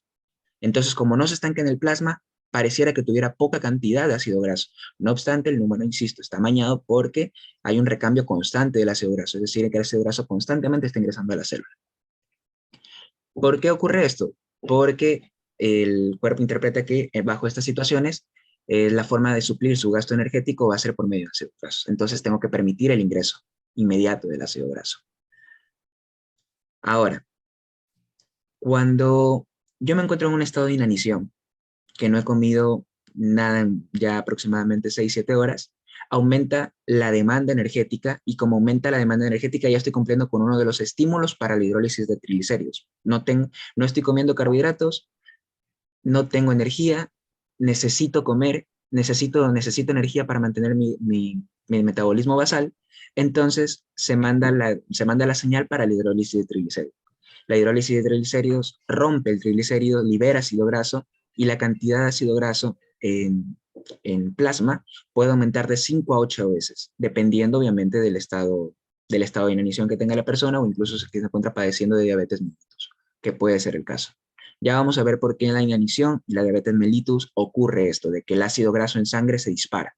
Ya lo veremos. Ya, aquí está lo que les mencionaba de la albúmina. La albúmina se puede combinar aproximadamente con hasta 6 moléculas de ácidos grasos. No obstante, bajo los estados que les estoy diciendo, que necesito transportar mayor cantidad de ácido graso porque es la única fuente de energía que tengo, la albúmina se puede conectar, se puede relacionar directamente hasta con 30 ácidos grasos. O sea, un valor bastante notorio, 10 veces más. Ahora, hablemos acerca de las lipoproteínas, su función especial en el transporte del colesterol y de los fosfolípidos. ¿Ok? En un estado posabsortivo, el 95% de los lípidos del plasma se forman en lipoproteínas. ¿Por qué? Porque la lipoproteína va a ser el medio por el cual ellos puedan seguirse transportando, sin necesidad de los kilomicrones. Ojo con esto. O sea, en el plasma, el 95% de los lípidos va a tener que formarse, o va a tener que convertirse en lipoproteína para que la lipoproteína sea capaz de transportarla. ¿Ok? ¿Cuál va a ser la diferencia puntual entre las lipoproteínas y los kilomicrones? La única diferencia puntual va a ser que los kilomicrones son prácticamente una lipoproteína, pero esta es una lipoproteína bastante más grande. En cambio, la lipoproteína que da de resultado en el estado posabsortivo va a ser una lipoproteína considerablemente pequeña. O sea, y como es más pequeña va a ser mucho más viable para el cuerpo su transporte. ¿Cuál es la concentración de lípidos en sangre? La concentración de lípidos en sangre, de lipoproteínas, perdón, en sangre, va a ser de 700 miligramos por cada 100 mililitros de plasma, lo que equivale aproximadamente a 70 miligramos por cada decilitro de sangre, dando como resultado la tablita que hemos encostado. O sea, sabemos que las lipoproteínas en composición, o sea, la lipoproteína en este estado posabsortivo que les estoy mencionando, en su estructura va a ser idéntica a los kilomicrones, es decir, va a tener triglicéridos, va a tener proteína, va a tener colesterol y va a tener ácidos grasos. O sea, va a tener lo mismo. Va a tener exactamente lo mismo. Solo que va a ser más pequeña. Entonces, el resultado de la composición de esta lipoproteína va a ser que por cada miligramo por decilitro de sangre se va a transportar colesterol 180 miligramos, fosfolípidos 160, triglicéridos 160 y proteínas 200. ¿Ok? Y esto, si se dan cuenta, no sé si en algún momento han tenido la oportunidad de ver un hemograma, son los valores que normalmente te arroja el hemograma. Colesterol de 190 una persona X, fosfolípidos de 155, triglicéridos ya están basados en estos valores, valores circundantes que se encuentran obviamente en el plasma. Y repito, no son diagnósticos para una enfermedad, pero sí sirven para hacerle seguimiento a una enfermedad o incluso hasta para ver qué está saliendo mal, qué está pasando. Continuamos. Vamos a hablar ahora acerca de los tipos de lipoproteínas, la formación y la función de las lipoproteínas. Primero, tipos de lipoproteínas. Parece un trabalenguas, pero las lipoproteínas se van a clasificar en 4. Lipoproteínas de muy baja densidad, de densidad intermedia, de densidad baja y de alta densidad. Esas 4. Cada una de ellas viene de un precursor, bueno, son sintetizadas de una manera diferente. Por ejemplo, las lipoproteínas de muy baja densidad, por sus siglas VLDL, son sintetizadas prácticamente en el hígado. Y aquí lo verdaderamente importante va a ser la concentración de los componentes que tiene. Las lipoproteínas de muy baja densidad tienen altas cantidades de triglicéridos, moderado colesterol y moderado fosfolípido. Lo que le da el factor de ser de muy baja densidad es que el alto triglicérido opaca, podemos decir que opaca, entre bastantes comillas, opaca el colesterol y el fosfolípido. O sea, ya tenemos la premisa más o menos de por qué es de muy baja densidad. Porque tanto triglicérido, entre bastantes comillas, opaca el colesterol y el fosfolípido. ¿Ok? En cambio, las lipoproteínas de densidad intermedia, quiere decir que ya no tengo muy baja densidad. O sea, razonemos. Si es que no tengo muy baja densidad y yo sé que el alto triglicérido era lo que generaba que una lipoproteína sea de muy baja densidad, entonces es que yo tengo una proteína de densidad intermedia, voy a partir nuevamente de una lipoproteína de muy baja densidad, pero esta lipoproteína va a tener menor cantidad de triglicéridos. No sé si es que me di a entender, lo vuelvo a repetir. Las lipoproteínas de muy baja densidad van a tener triglicéridos, colesterol y fosfolípidos, solo que van a tener mucha cantidad de triglicéridos. Y esa gran cantidad de triglicérido, entre bastantes comillas, es la que opaca al colesterol y al fosfolípido. ¿Ok? Y al momento de opacar a estos dos, o sea, que resalte de gran manera el triglicérido, es que baja su densidad. ¿Ok? Entonces, cuando yo ya voy a una lipoproteína, o estoy hablando de una lipoproteína de densidad intermedia, quiere decir que va a ser la misma estructura que una lipoproteína de muy baja densidad, es decir, que va a tener triglicéridos, colesterol y fosfolípido, con la única diferencia que la cantidad de triglicérido va a ser menor. Y como yo tengo menos triglicérido, voy a tener mayor cantidad, o se va a notar más el colesterol y el fosfolípido. Les pongo un ejemplo bastante claro. Ustedes tienen un grupo de amigos de 3. Si es que 2 de esos grupos de amigos, de ese grupo de 3, 2 de esas personas miden 1,50 m y hay una que mide 1,80 m, se va a notar en gran medida la persona de 1,80 m. ¿Ok? Eso es como esa persona de 1,80 m como que le baja la densidad al grupo. Ahora, por otra parte, si es que yo tengo un grupo de 3 y las 3 personas miden una 1,58 m, otra mide 1,61 m, otra mide 1,60 m clavado, o sea, las estaturas están por ahí, parece un poco más uniforme, ¿verdad? Entonces, como está un poco más uniforme, es de que permite que el colesterol y el fosfolípido resalten un poco más. ¿Me di a entender? Espero que sí, y si es que no, me dicen para repetir alguna parte en concreto. ¿Ok?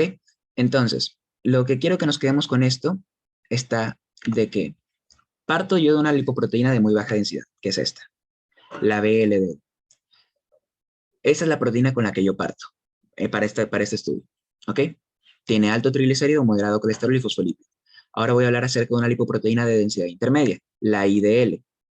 Entonces, lo único que hago es partir de la VLDL, o sea, una lipoproteína de muy baja densidad, pero esta de aquí tiene menor triglicérido. Ahora voy a hablar de la lipoproteína de baja densidad. Una lipoproteína de baja densidad, irónicamente, va a partir desde una lipoproteína de densidad intermedia. O sea, parte desde esta.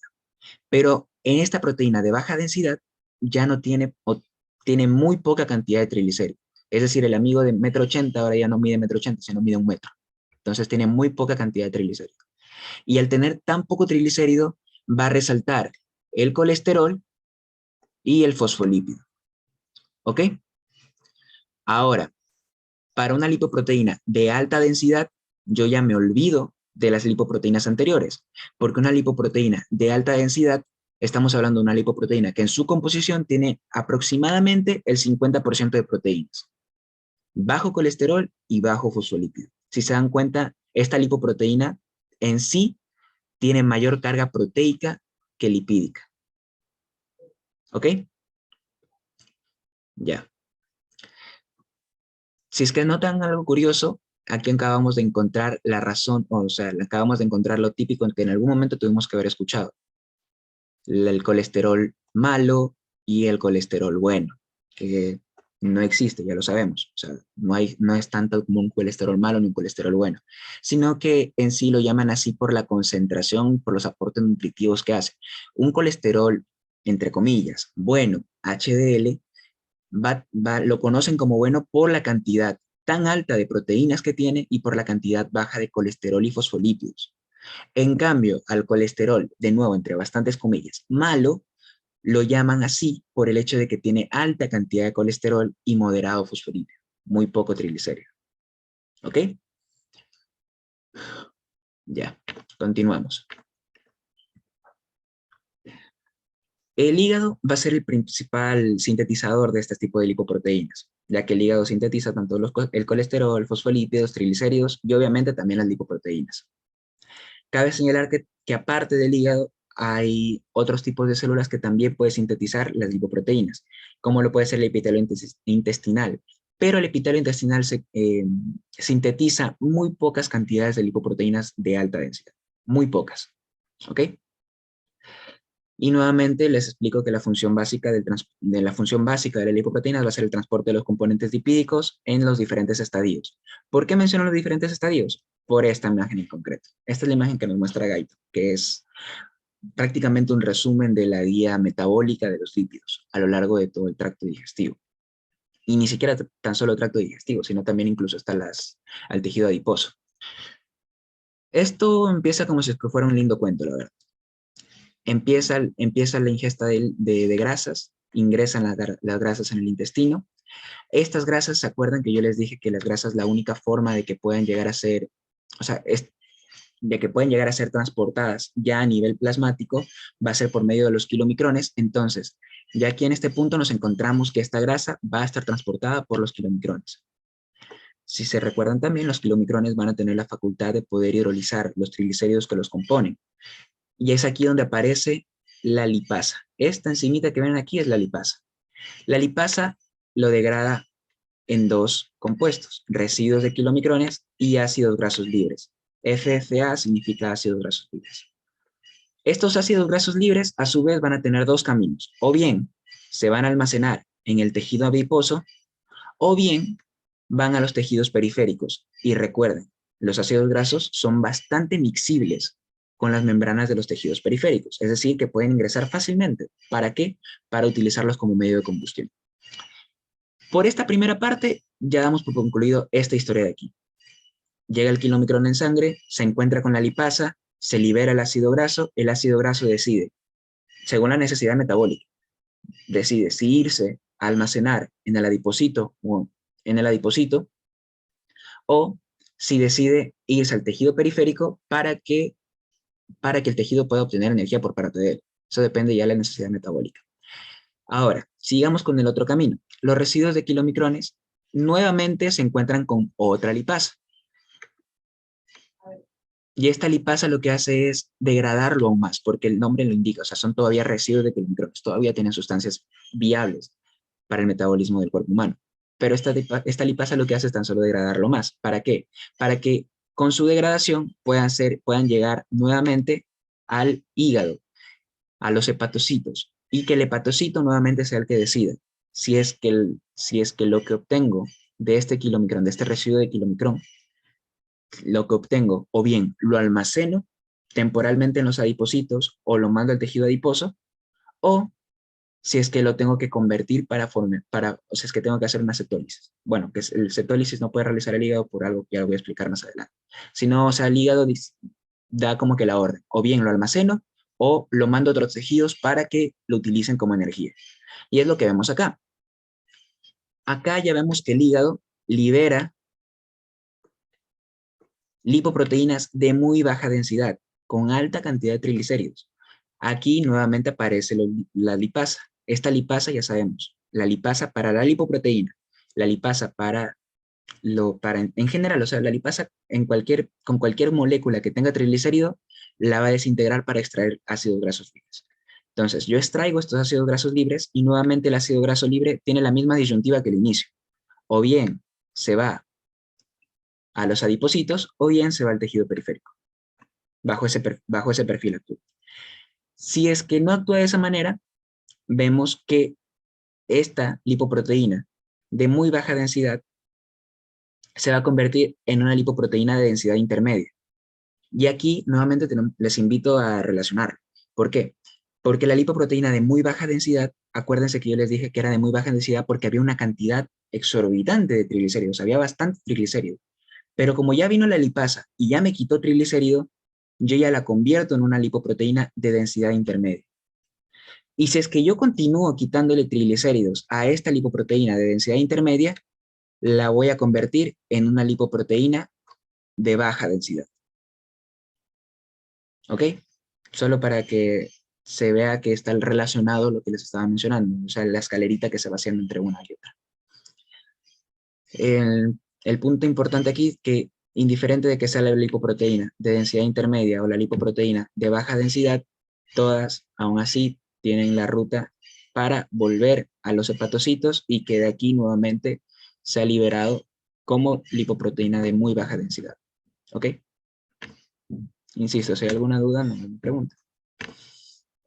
Ok, continuamos. Depósito de grasa en el tejido adiposo.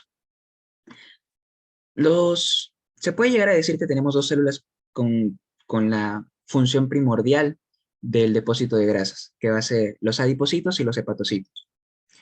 La función va a ser el almacenamiento de estas grasas hasta que se reclame como uso energético.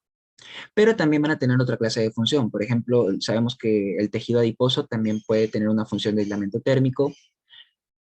Sí, aislamiento térmico. Que, bueno, ya, me estoy alargando mucho. Aislamiento térmico.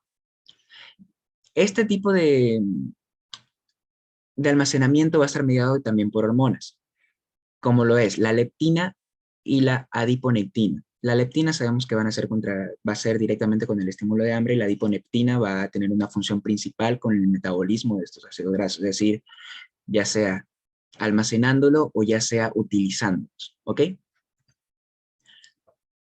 Ahora, ¿qué ocurre con los adipocitos que almacenan los triglicéridos?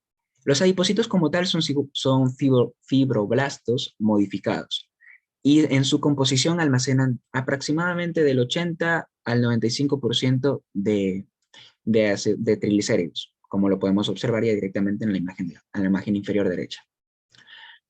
Punto importante o curioso de lo que encontramos acerca de este almacenamiento de triglicéridos, que el triglicérido va a estar almacenado en un estado líquido. ¿Por qué tiene que estar almacenado en estado líquido? Porque al estar almacenado en un estado líquido, va a darle la facultad de que pueda hidrolizarse con mayor facilidad, o incluso hasta que pueda llegar a hidrolizarse. Insisto en esto, el adipocito almacena los triglicéridos en estado líquido. ¿Qué es lo que ocurre en cambio cuando yo me encuentro en una exposición de frío prolongado? Cuando se encuentra una persona en una exposición de frío prolongado, los adipocitos cuentan con la capacidad de insaturar a los triglicéridos. Muy bien lo mencionó Sabine, la diferencia entre una cadena saturada y una insaturada. Una insaturada quiere decir que tiene doble enlaces de carbonos entre sí. Entonces, el adipocito cuenta con la capacidad de insaturar al triglicérido. ¿Y esto qué le permite? Le permite tener una mayor resistencia a los cambios climáticos al frío prolongado, evitando que el triglicérido se solidifique, o sea, se mantenga en estado líquido. Lo importante aquí está que esta capacidad de insaturación mantiene el triglicérido en estado líquido. Y ese es el objetivo, o sea, mantener el triglicérido en estado líquido. Ahora, vamos a la otra parte por las lipasas. Las lipasas permiten el intercambio de grasa entre el tejido adiposo y la sangre. Lo que les llevo mencionando, la lipasa cataliza los triglicéridos de los kilomicrones y las lipoproteínas, incluso hasta de las células grasas. El intercambio graso que existe entre el adipocito, el adipocito como tal, el intercambio graso que existe entre el adipocito y la grasa de la sangre es un intercambio bastante rápido. Guyton nos explica que va de 2 a 3 semanas. Por eso es que incluso hay una frase al final que dice que la grasa que tenemos a día de hoy no es la grasa que comimos en el desayuno, sino la grasa que comimos hace 2 o 3 semanas atrás. Bueno, ahora hablemos acerca de los lípidos hepáticos. ¿Cuál es la función principal del hígado en el metabolismo hepático? Pues el hígado, cuando llegan todos los ácidos grasos, o incluso cuando llega directamente el triglicérido, lo separa para producir el ácido, o sea, para tener el ácido graso y que este ácido graso tome la ruta metabólica necesaria, o bien, una vez convertido en triglicérido, llevarlo al tejido circundante al tejido periférico, perdón, para que éste lo obtenga como energía, o bien almacenarlo. Incluso existe la posibilidad que el hígado tenga perdón, un segundo. Incluso existe la posibilidad que el hígado utilice este ácido graso para sintetizar otros lípidos a partir de estos mismos ácidos grasos. Ya, otra función importante también del hígado va a ser que almacena grandes cantidades de triglicéridos, como les mencionaba, pero el triglicérido que se almacena en el hígado es de manera temporal, o sea, puede almacenar grandes cantidades de triglicérido, pero es de manera temporal. Después de un lapso de tiempo prudente, este triglicérido abandona el tejido hepático para disponerse en el tejido adiposo. Normalmente, ¿cuándo ocurre que se acumulan estas grandes cantidades de triglicéridos en el hígado? Durante las fases de ayuno, nuevamente repito, diabetes mellitus, ya lo vamos a ver, y en el estado de uso rápido de carbono. Es más, ahorita mismo lo explico. ¿Por qué durante las primeras fases del ayuno, diabetes mellitus y en los estados de metabolismo rápido de hidratos de carbono, el hígado almacena gran cantidad de triglicéridos? ¿Por qué? Porque si es que una persona se encuentra en ayuno, de nuevo, ¿cuál es el contexto de esa persona? Si es que se encuentra en ayuno, no ha ingerido nada de hidratos de carbono, no tiene nada de carbohidrato. 1. 2. No tiene energía. 3. Las células están pidiendo la energía necesaria para su metabolismo basal. Entonces, ¿cómo se encuentra bajo ese contexto energético? Lo que hace es producir un proceso llamado cetólisis. La cetólisis en primera instancia, bueno, primero se da la cetogénesis y nuevamente de ahí parte la cetólisis. La cetólisis en primera instancia se va a dar en el hígado. La cetogénesis, perdón, en primera instancia se va a dar en el hígado, produciendo la formación de cuerpos cetónicos, mismos cuerpos cetónicos que van a ser utilizados para la extracción de energía. Pero en primera instancia se da la cetogénesis. Y esta cetogénesis, como se da en el hígado, va a necesitar para la producción de estos cuerpos cetónicos altas cantidades de triglicéridos, porque del triglicérido es que va a obtener el ácido graso. Entonces, es de esta manera que lo hace. Por eso es que durante las primeras fases del ayuno, cuando una persona no ha comido, cuando tiene un déficit energético, hay altas cantidades de triglicérido en el hígado. ¿Qué ocurre en cambio en la diabetes mellitus? En la diabetes mellitus sabemos que hay cantidades hasta elevadas de azúcar en sangre. ¿Por qué aún así hay triglicérido dentro del hígado? ¿Por qué aún así va a haber triglicérido dentro del hígado? Por una sencilla razón, porque esta azúcar en sangre no puede entrar a la célula por la falta de insulina. Entonces, como no puede entrar el azúcar en sangre a la célula, aún así las células van a estar pidiendo energía porque no está pasando la glucosa.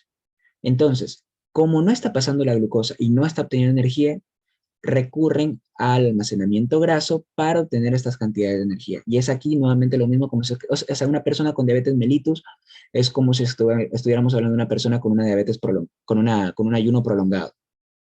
O sea, no tiene carbohidratos, necesita energía, entonces el cuerpo interpreta, ok, no tengo cómo darle energía por parte del azúcar, por parte de carbohidratos, pese a que ahora sí los tengo, pero como no tengo cómo darle, voy a degradar, voy a hidrolizar los triglicéridos para obtener ácidos grasos y del ácido graso de alta energía. Eso por primero. Y ahora en la última parte, en estados de uso rápido de hidratos de carbono. ¿Qué es lo que ocurre aquí? Cuando una persona metaboliza rápidamente el carbohidrato que come, o sea, lo metaboliza rápidamente, aún así, como lo metaboliza tan rápido, no voy a suplir del todo las necesidades energéticas de la célula. Entonces, como ese metabolismo de ácidos, de hidratos de carbono es tan rápido, yo aún así tendré que apoyarme de la obtención energética por medio de ácidos grasos. Repito, una persona que su metabolismo de hidratos de carbono es muy rápido, es muy acelerado, va a tener que apoyar su obtención energética por medio de los ácidos grasos. ¿Ok?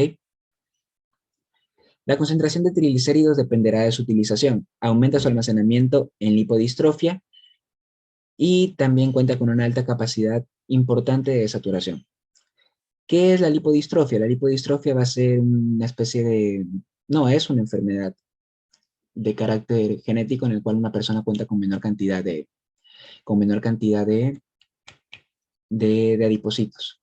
O sea, de carácter genético, una persona con menor cantidad de adipocitos, en tejido adiposo. Ahora, esto, insisto, ya lo vimos en bioquímica, entonces voy a hablarlo muy rápidamente. Uso energético de los triglicéridos, formación de trifosfato de adenosina. Sabemos que en sí el triglicérido, de nuevo, una vez que se encuentra con la lipasa, va a liberar ácido graso, y este ácido graso va a estar utilizado o va a ser empleado con la única utilidad de obtener energía. ¿Y cómo va a obtener energía? Por medio de la beta-oxidación. ¿Ok? ¿Qué es lo que ocurre en primera instancia? En primera instancia, el ácido graso, perdón, un segundo. En primera instancia, el ácido graso que tenemos aquí, estamos hablando en el medio extracelular, perdón, no, estamos hablando en el medio del citoplasma, citosol, estamos aquí en el citosol, este es el citosol. En el citosol, el ácido graso, o sea, porque recuerden, el ácido graso es bastante miscible, es decir, difunde fácilmente a la célula. Una vez que se encuentra el ácido graso dentro de la célula, este de aquí tiene que ingresar a la mitocondria para producir la beta-oxidación. Pero el ácido graso como tal solo no puede entrar a la mitocondria. Entonces aquí aparece la primera enzima, que es la acilcoenzima sintetasa, haciendo que este ácido graso se active. Activa el ácido graso, formando acilcoenzima A. ¿Ok? En este punto se produce el primer gasto energético. Lo primero, aquí en este punto ya se gastó un ATP. Yo ya gasté un ATP. Esta acilcoenzima A, para ingresar al espacio intermembrana, porque esta es la membrana mitocondrial externa, esta de acá es la membrana mitocondrial interna, para ingresar al espacio intermembrana, necesita de otra molécula de ATP. Entonces, aquí ingresa acilcoenzima A. Ya tengo 2 moléculas de ATP menos.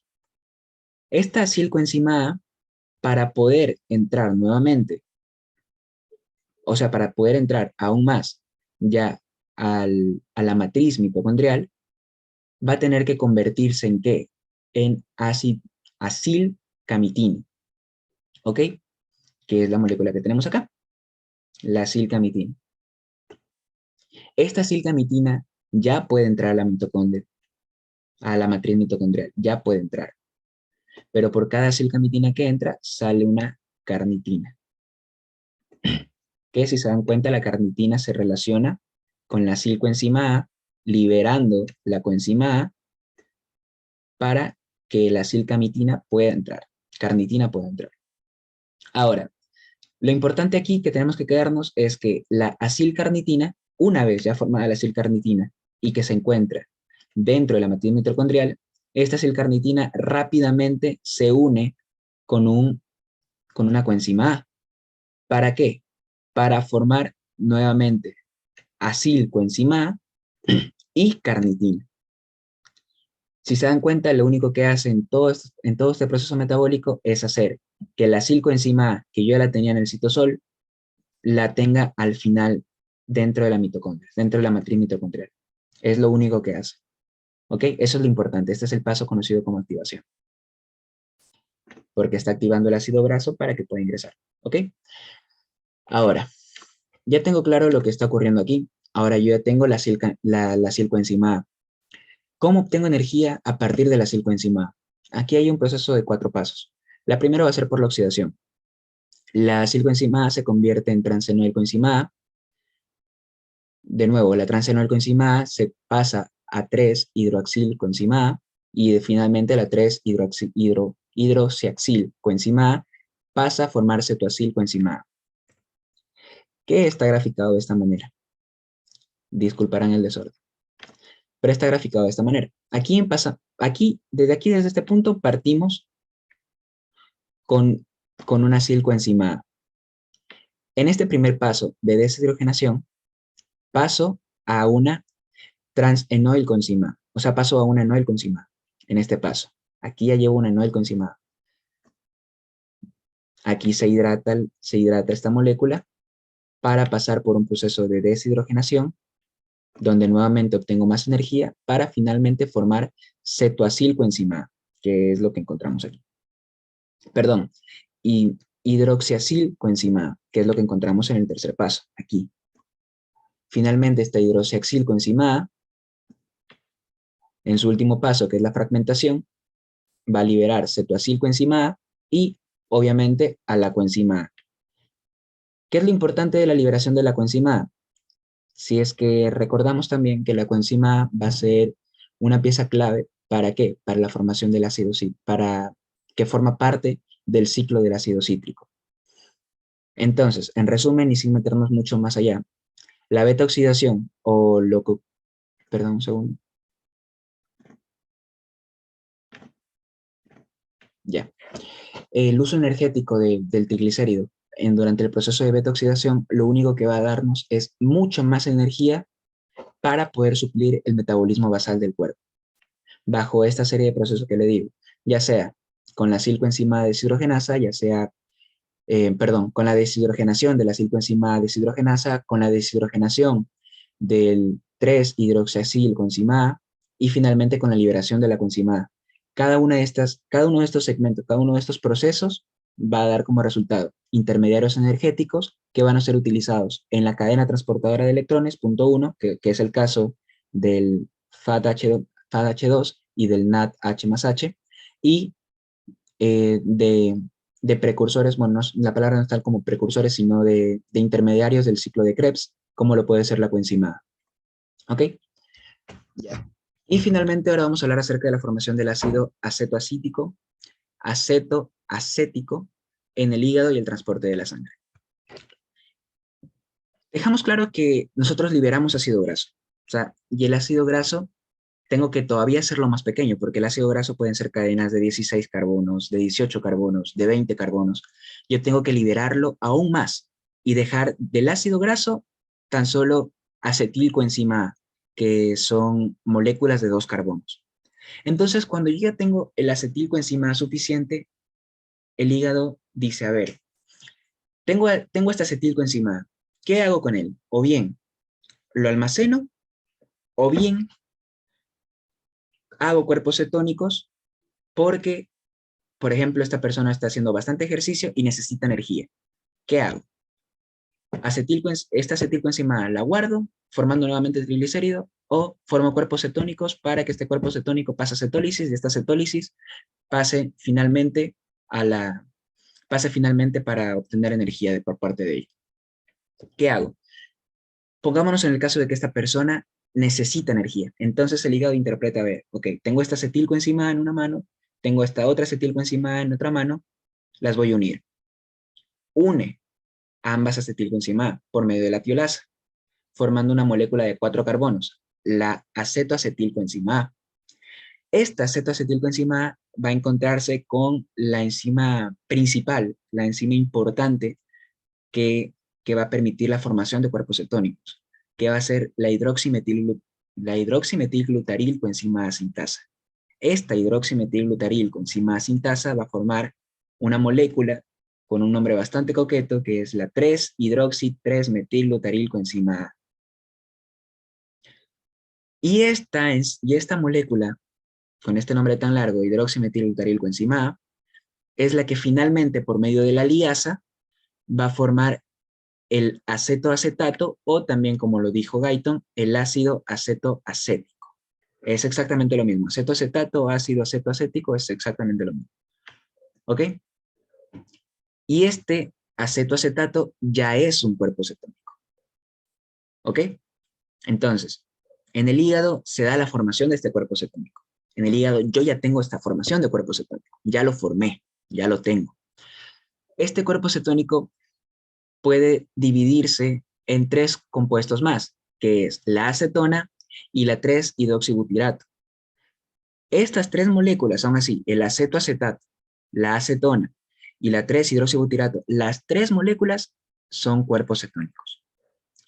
Pero de estas 3 moléculas, de estos 3 cuerpos cetónicos, tan solo 2 van a ser útiles para la cetólisis, que es el acetoacetato y la 3-hidroxibutirato. ¿Qué es la imagen que estamos viendo a la derecha? Si se dan cuenta, aquí está lo que les digo. Llega el ácido graso, llega grande. Pasa por el proceso de acilcoenzima A, que es la activación del ácido graso, se beta oxida, o sea, se oxida, y finalmente obtengo la acetilcoenzima A. Con 2 acetilcoenzima A, yo formo la hidroximetilglutarilcoenzima A. Yo ya la formé. Y esta hidroximetilglutarilcoenzima A, bien, puede pasar a acetoacetato, que insisto, es el ácido acetoacético, y la 3-hidroxibutirato. A cualquiera de los 2 cuerpos, incluso hasta acetona puede pasar. Pero estos 2 cuerpos cetónicos son los importantes porque de ellos se puede obtener energía. ¿Cuál va a ser la única diferencia o la diferencia puntual entre el acetoacetato y la 3-hidroxibutirato? Es de que esta sustancia, por ejemplo, si es que abandona el acetoacetato, el hígado, y va al tejido que necesita energía, va a dar 3 moléculas de ATP menos que la hidroxibutirato. Esa es la única gran diferencia que existe entre las dos. El acetoacetato va a dar 3 moléculas más de ATP que el acetoacetato va a dar 3 moléculas menos de ATP que la 3-hidroxibutirato. Esa va a ser la única diferencia. ¿Ok?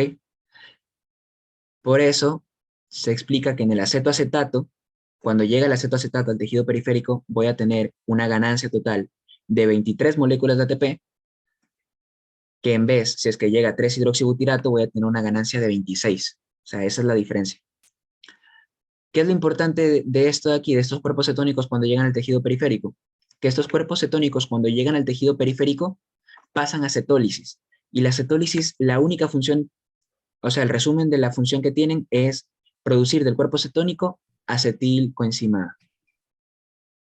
Y de esta acetilcoenzima A, como sabemos, nuevamente lo mismo que pasó en la beta-oxidación. Esta acetilcoenzima A pasar al ciclo del ácido cítrico para obtener energía por medio del ciclo de Krebs. Es lo único. ¿Por qué el hígado no produce cetólisis? Porque el hígado no tiene una enzima específica que permite la degradación, que creo recordar que era la coenzima transferasa o la tiolasa, no me acuerdo cuál era. Creo que era la coenzima transferasa, que no tiene esta enzima en concreto, que es la que permite que del acetoacetato y la 3-hidroxibutirato nuevamente se forme acetilcoenzima. ¿Ok? Eso es lo importante. Ahora, la concentración habitual de estos cuerpos cetónicos va a ser de 3 miligramos por decilitro de sangre. Pero, bueno, del ácido acético, que es un cuerpo cetónico.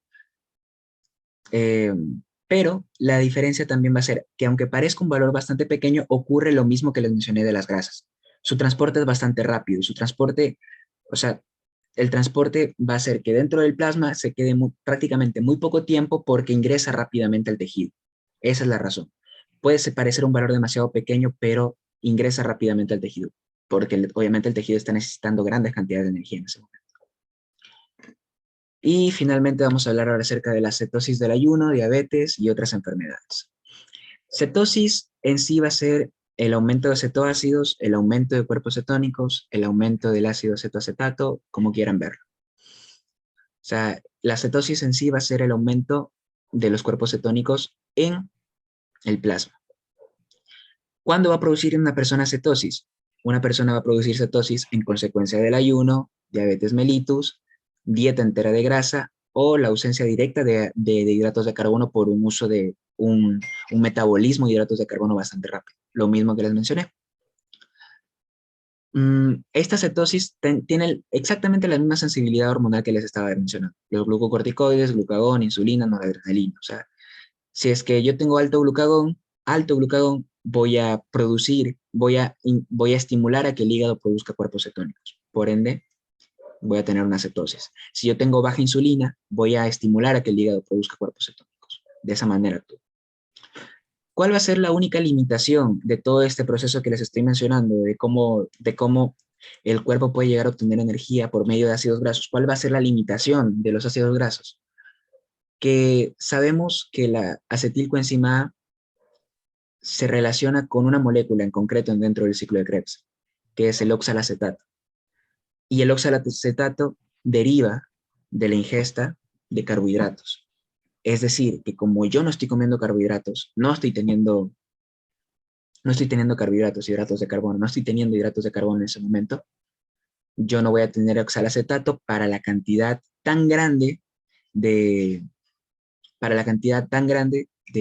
se me fue, de acetilcoenzima A que estoy sintetizando. Entonces, como no tengo tanto oxalacetato para la acetilcoenzima A que estoy sintetizando, pues esa va a ser la limitación, la escasez de oxalacetato. En una acidosis extrema, la concentración de los cuerpos cetónicos en plasma puede aumentar hasta 30 veces. Y un factor diagnóstico para saber que una persona está pasando una cetosis es porque los cuerpos cetónicos tienen la facultad de liberarse por medio de la expiración, o sea, cuando una persona expira. Entonces, una persona con una cetosis bastante extrema va a tener este aliento un poco ácido, este aliento característico de una persona con cetosis. Y nada más que agregar, doctor. Muchas gracias por la atención también a mis compañeros. Se te fueron 3, Sebastián. Bueno, mucha información, creo ya, mucha información. Hasta ahí nos vamos a quedar. Mañana hacemos un remember de todo esto. Y 3 no te tuvieron paciencia, Sebastián, se te fueron. Éramos 43, ahora estamos 40. Y más se creen, doctor. Ya aquí ya estaba marcado los que se me fueron. Ok, chicos, nos vemos la próxima clase. Doctor, una cosa. Una de esas personas de las 3 que se iban a ir, creo que ya la tiene anotado desde Daniela Moscoso, pero ella sí me escribió diciéndome que, o sea, tenía un problema casi como que el que tenía Pedro Castro, no sé si usted sigue, que ella estaba conectada por datos y que se le estaban acabando. Daniela Moscoso.